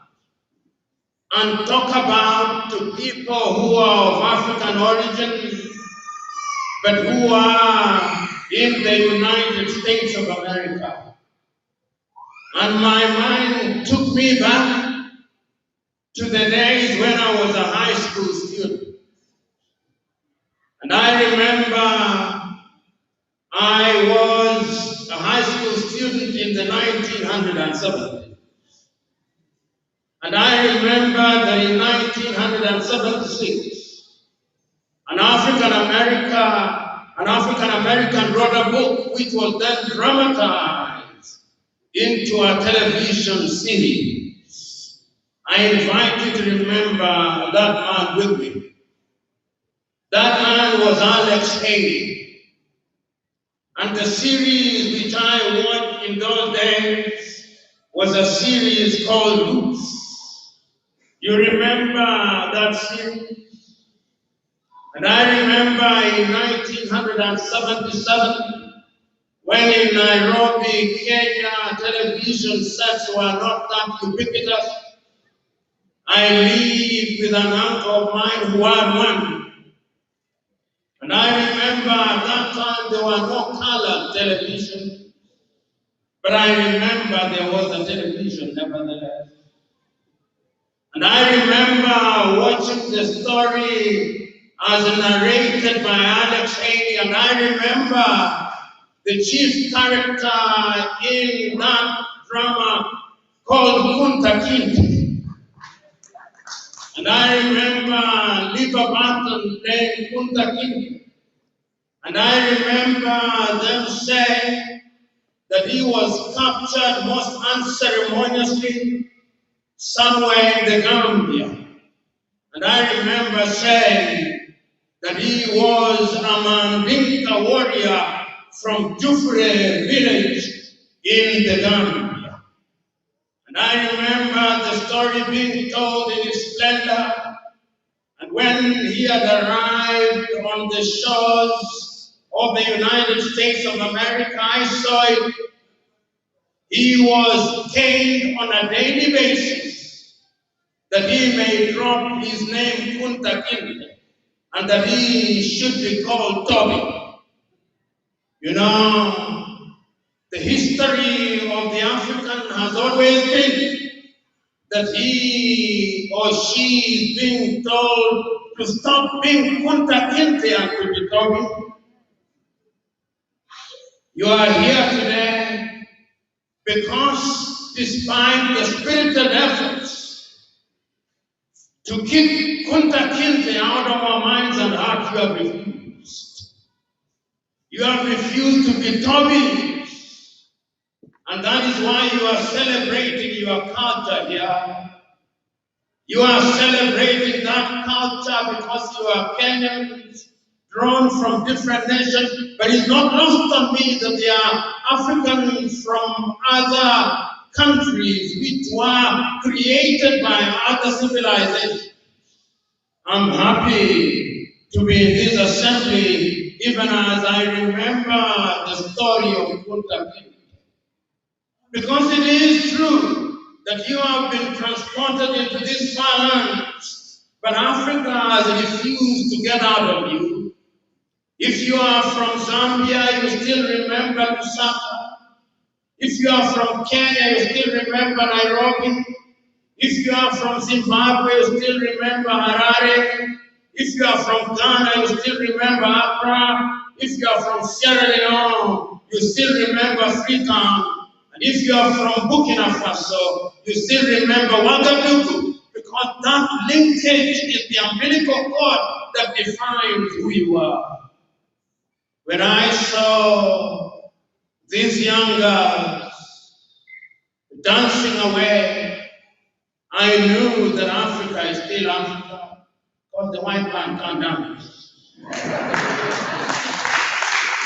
I knew that we still have and are giving meaning to our lives. So on this occasion, let me share my gladness with you. Because if a people do not recognize their culture, then they are going nowhere. And you know, I told you that I have nothing to say, but I'm saying something regardless. So after thinking about Kunta Kinte and Alex Haley, I remembered yet another great African who was talking about African culture.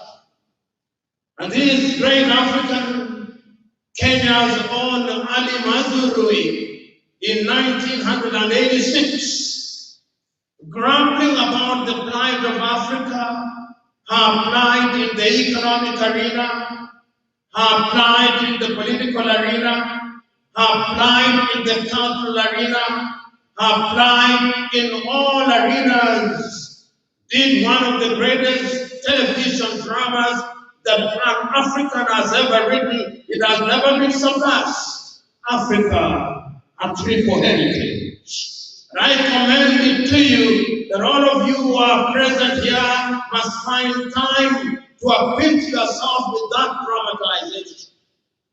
And once again, not in so many words, Ali Mazrui reminds us that if Africa is to be great, our sons and daughters must never forget where they came from. That if Africa is to be great, Africans must recognize that the continent will only be built by Africans. That if Africa is to be great, the sons and daughters of Africa must never ignore their culture. You know, when you come into this land, it matters not to those who see you. They see you as African. I have no doubt in my mind that many are the occasions when you talk to people who do not know about Africa and you tell them that you are going to Dakar in Senegal, and they tell you that they have a letter that they want you to deliver in Djibouti. They think that Africa is one tiny thing. They do not know that between Djibouti and Dakar, you have to fly 10 hours. And the moral of that story is that when the chips are down, our Kenyanness, our Tanzanianness, our Ghanaianness, our Congolese-ness does not matter, because we are one people, and it is in our best interest that we think as one people.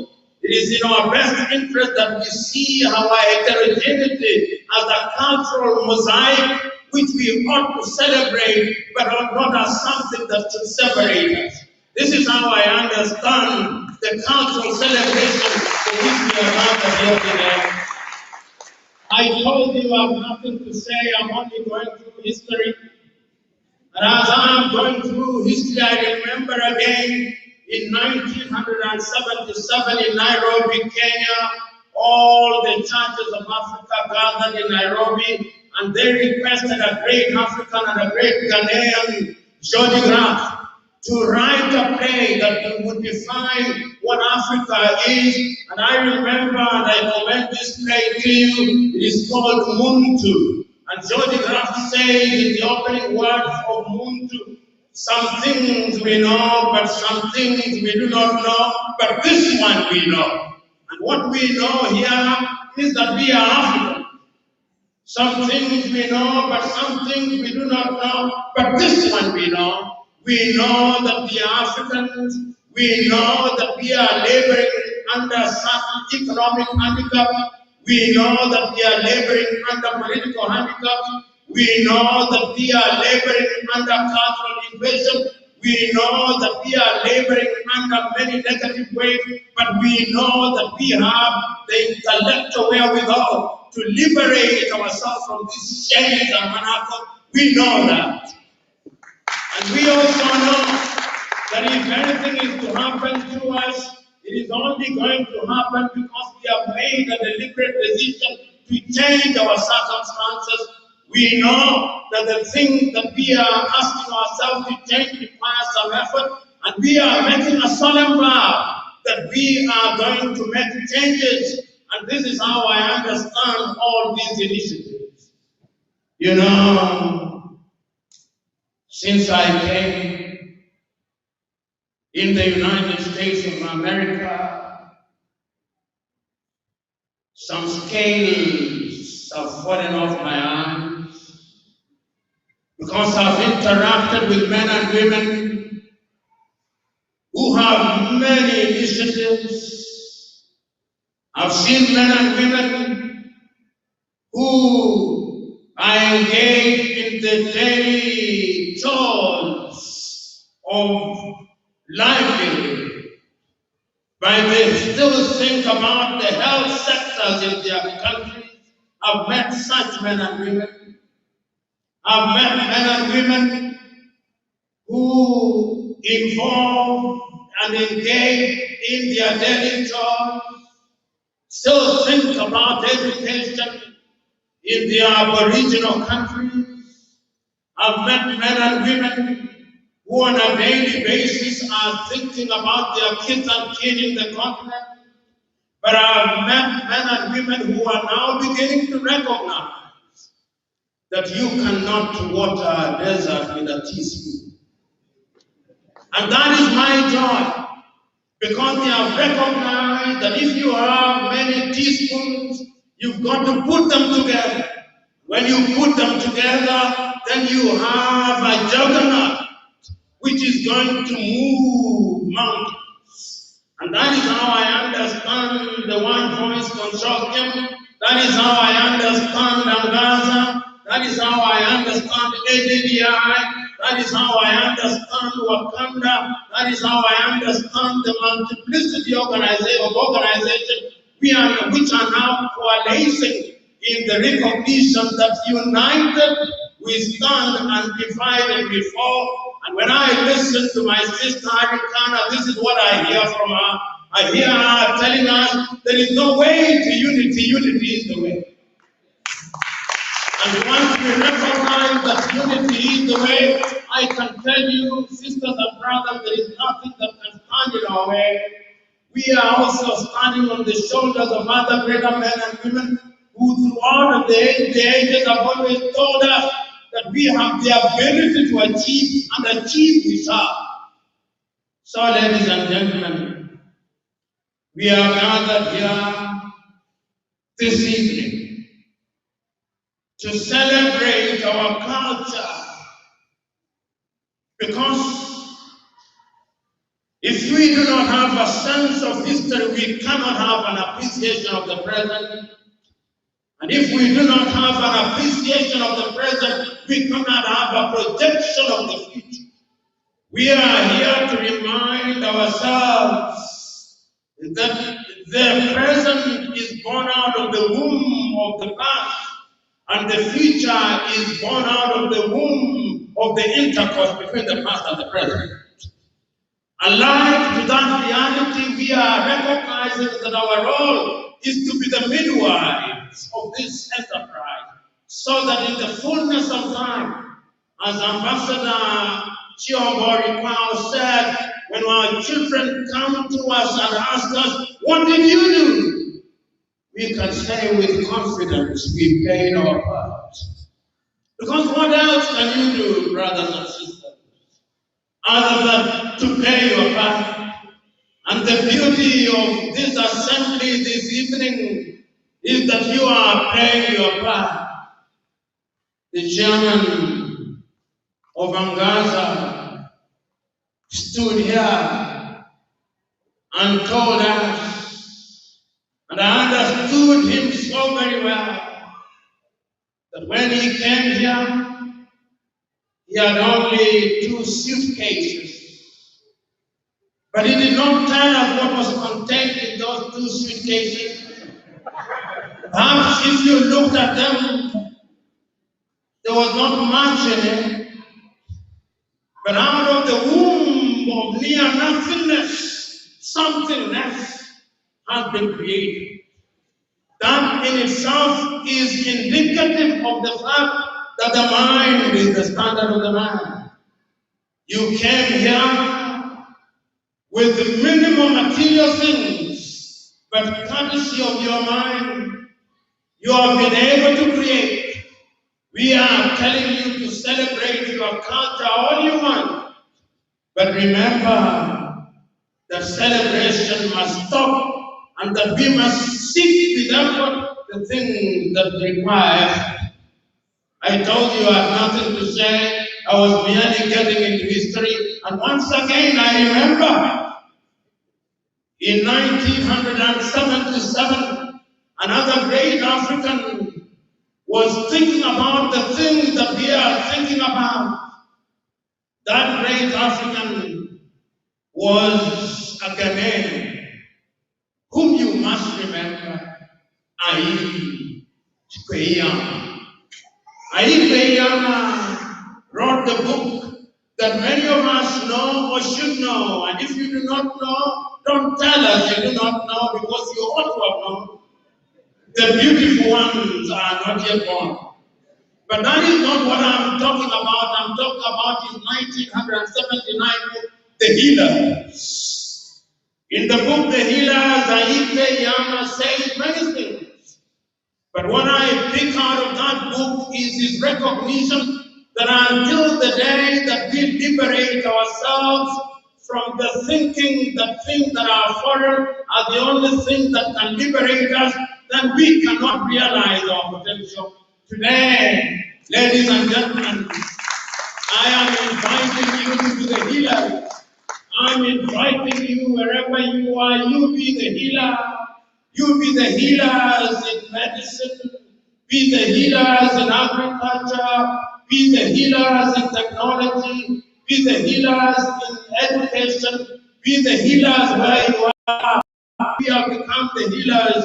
The continent of Africa will be healed. And when the continent of Africa is healed, our sons and daughters, wherever they are, whether they are in the United States of America, or in Asia, or in the Caribbean, or in Latin America, will be able to say with one voice and with one confidence, we are the healers, and we will be in a celebratory mood. I beseech you, be the healers for now and for the future. God bless.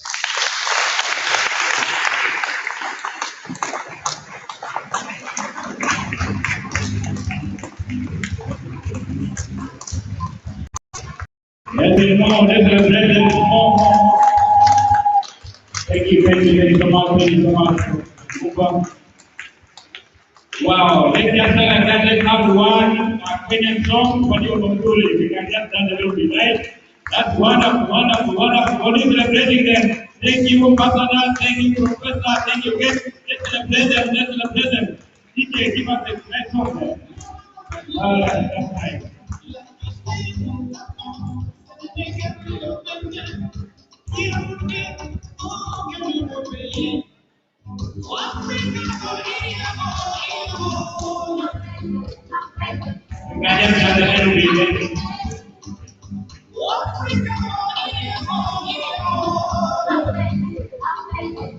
All right, thank you.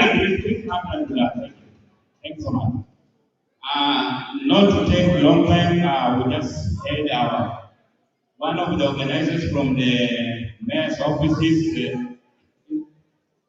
Mr. Abdi, he just came in late, but he called me because he had something for the professor who was sent to come and present it.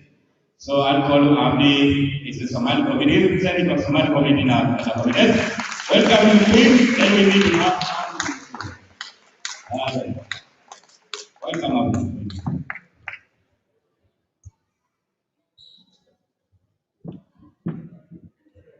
Well, habari zenu. Ni uzuri kuwa hapa leo hii. I say right, I can't take it. It is absolutely great honor to be here with you. My name is Abdi Stock. I work for the city of Columbus, and I'm here on behalf of Honorable Mayor Andrew J. Ginter. I attended, I know we had a COVID-19 last year, but 2019 was it last event? And I believe it was this same room. I am a son of Africa. I was born in Africa. I'm African.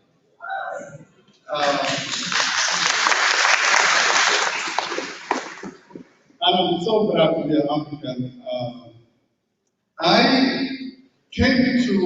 heard about Dr. Lumumba a few years ago. I think it was a YouTube video. And this guy who doesn't take notes, he doesn't give anything. He would be speaking in Accra, Ghana, next day in Abuja, Nigeria, Nairobi, Kenya. I was like, It reminded me of Malcolm X, Martin Luther King Jr., Dr. Martin Luther King Jr. And I was like, I heard the name before, because I am also a student of history. But Patrice Lumumba, I was like, did he get that name from, or was it somehow Kenyan Bantu name that he came up with? The beautiful thing about African culture, and I heard him say today, unity is the way that the sons and the daughters of Africa must not forget and ignore their culture. A few years ago, I was traveling in Europe, I was in Amsterdam, and coming back to London, and a group of African leaders, a great leaders who organize themselves. And I believe I see Kay and what were in the room. So Kay and what, raise your hand.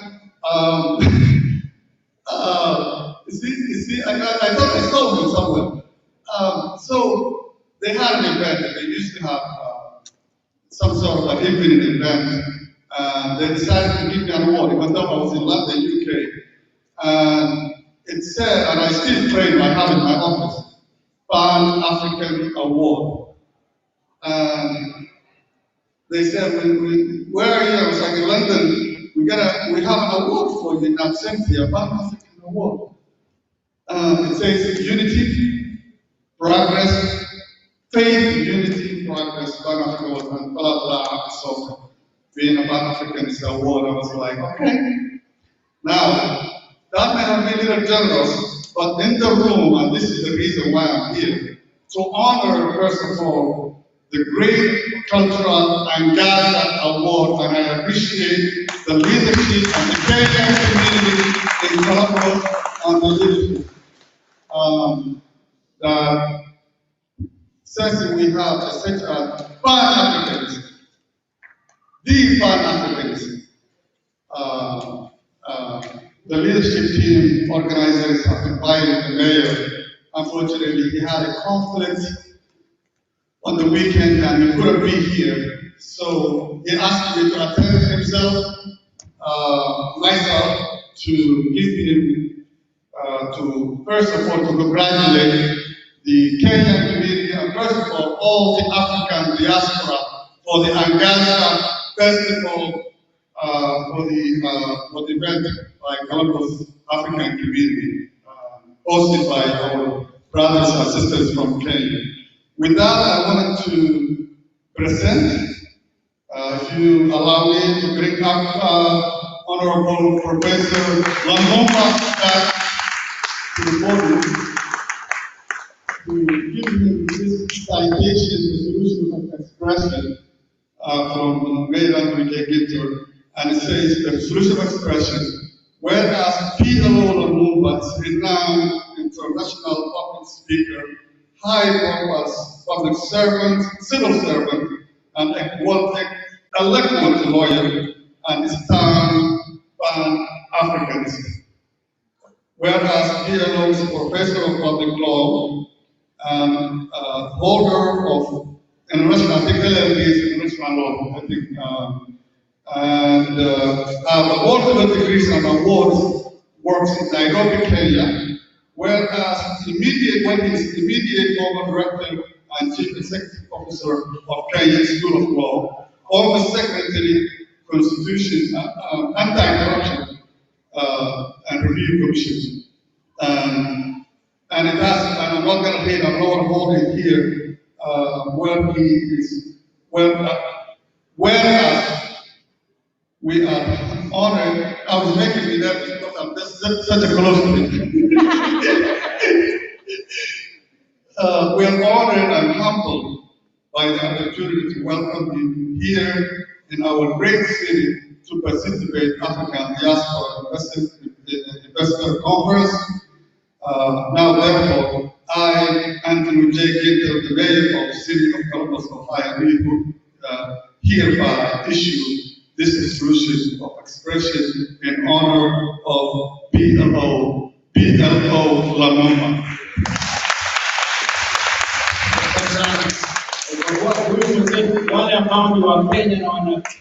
Kiswahili, kwa kuwa alijaribu kuzungumza katika lugha ya Kiswahili, nami pia anasema asante sana kwa kunitunuku. Asante sana. Mungu awabariki.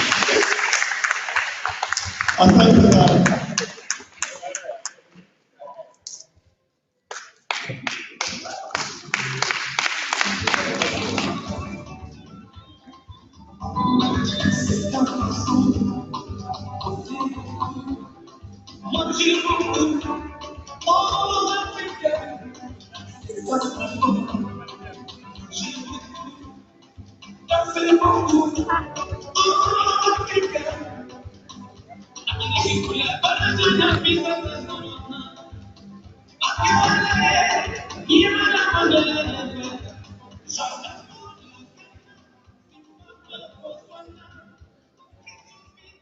Thank you. Oh, that was awesome. And thank you, guys. You've been so patient. It was, I can say it was so good. And we could afford to be very patient. I know we are hungry. And so without further ado, I would like to invite you to go for a meal, and we'll go in a very orderly manner. We are going to start with these front tables. And please pick your plate. We'll go through, there is a door there, the last one, near the counter. We go through that door, and then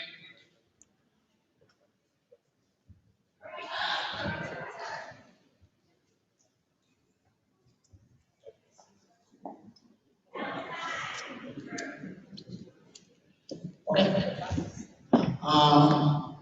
We will take our plates, go through the door, and get served and come out through that other door. And as we take our meals and maybe do a little bit of interaction here and there,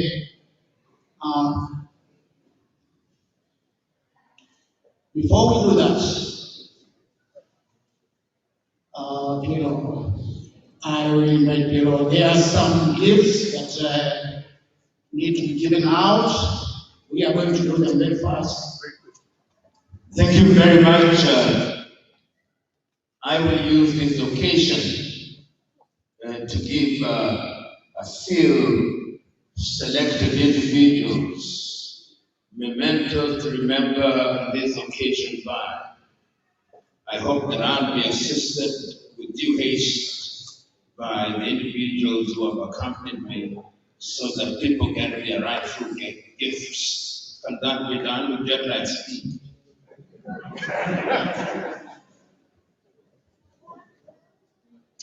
Let me invite my sister, Ambassador Harikana, to come forth and receive this.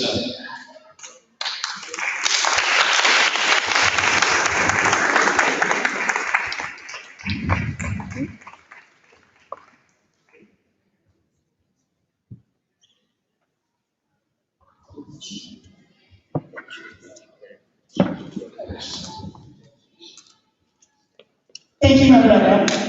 I appreciate you so very much. It is indeed an honor to be standing here with this great man. Great man I've admired for many years from afar. I've watched and listened to every one of his videos. And some of you may not know, I only met him in person yesterday. So even though I just met him yesterday, I feel like I've known him my entire life. That's how well and how much he has impacted my life. Professor, I want to thank you tremendously for the work that you're doing, the work that you've done, the changes you've made in my own life, but also the lives of many, not only Black people around the world, but humanity in general. You speak truth to power. For that, we honor you, we appreciate you. Thank you, my brother. Thank you very much.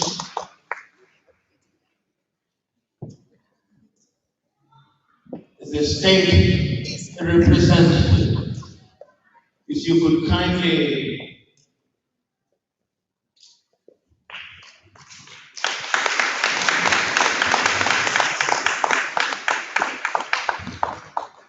if you can see the milk that I did not consume, he consumed.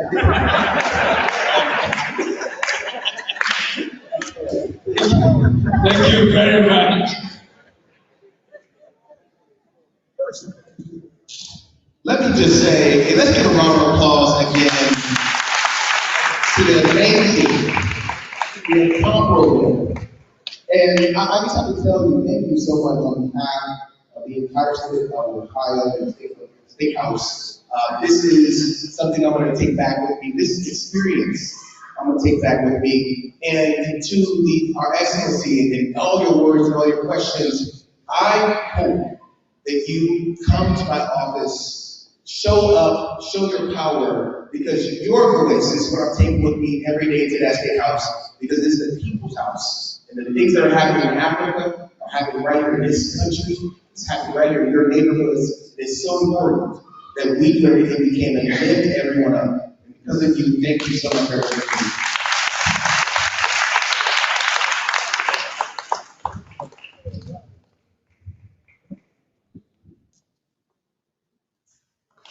My good friend, Dr. Robert Shure. Robert is an amazing man. In my younger days, I used certain words frequently, and I think they are appropriate to be used in reference to this man, preternatural equanimity, which means calmness beyond measure. He is as calm and as cool as a cucumber. He has been at the very heart of organizing this visit, brother. This is a memento to help you remember this occasion by. May God bless.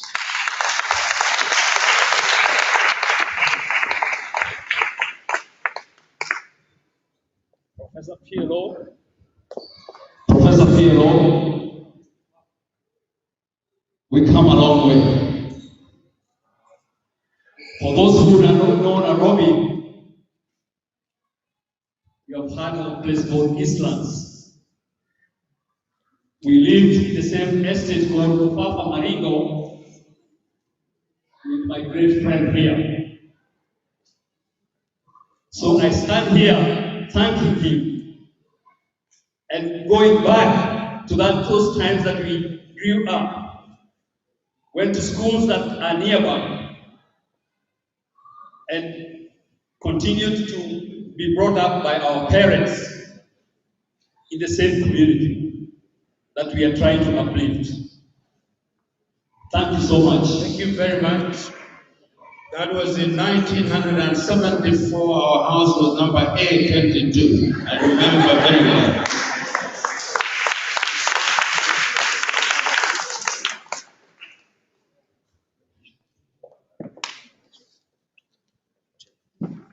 Patricia Jenga. Patricia.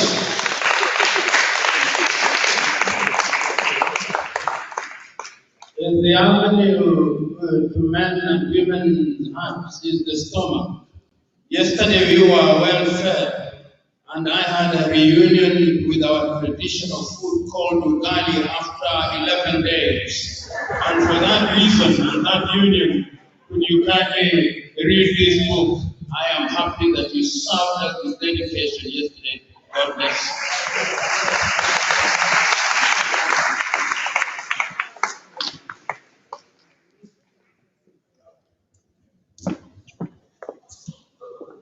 Sarah Munyiri.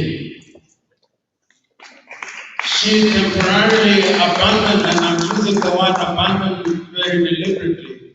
She temporarily abandoned her husband and her 4 children in New Jersey to be with us, and is engaged in very important activities which are designed to ensure that young men and women of African descent remain connected with their homes. For that reason, I'm inviting you to read this book in the knowledge that you are indeed playing a monumental role in this society.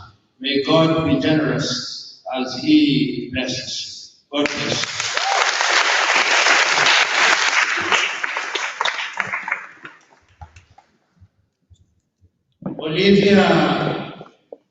Olivier, as the French would say, because you know the French of this house, when it is Oliver, they say Olivier. Kamanzi is a great man in ADDI, and he's doing great things. He's from the great country of Rwanda, and I have no doubt in my mind that during his watch, ADDI is going to scale great heights. As you remain in this part of the world and walk around, raise funds for ADDI, may this be a memento to remember this occasion by. God bless you. I know I'm standing between you and food, but this is the very last act I suspect. Yesterday, courtesy of a couple, one of whom I was meeting possibly after 30 years. Her father and my father were great friends in our rural home. And she is married to a gentleman who is the personification of calmness, who by dint of his calmness, without being ordained, is nevertheless referred to as Pastor Dulo, the Dulo.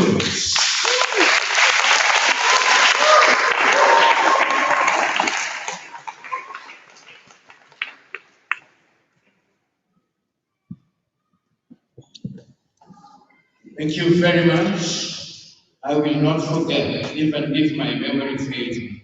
Thank you very much. God bless you. I think I was the only hurdle between you and food. The gentleman who was in the business of midwife in the process, can you now resume your position and liberate me? Thank you. Thank you very much.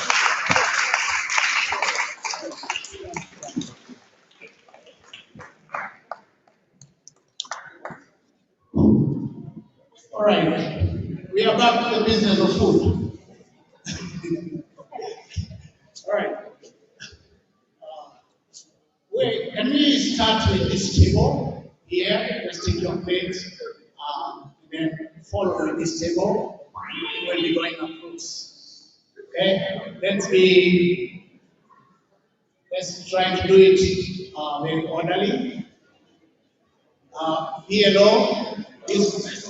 PLO, these people are wondering why you're not letting them go to it. Okay, and then yes, follow this table.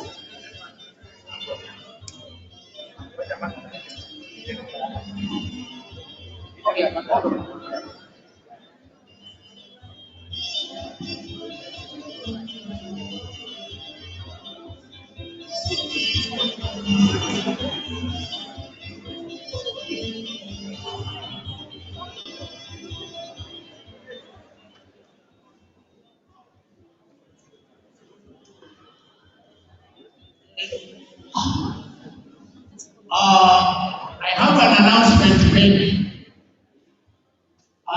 We have one of our artists, Angela Mate.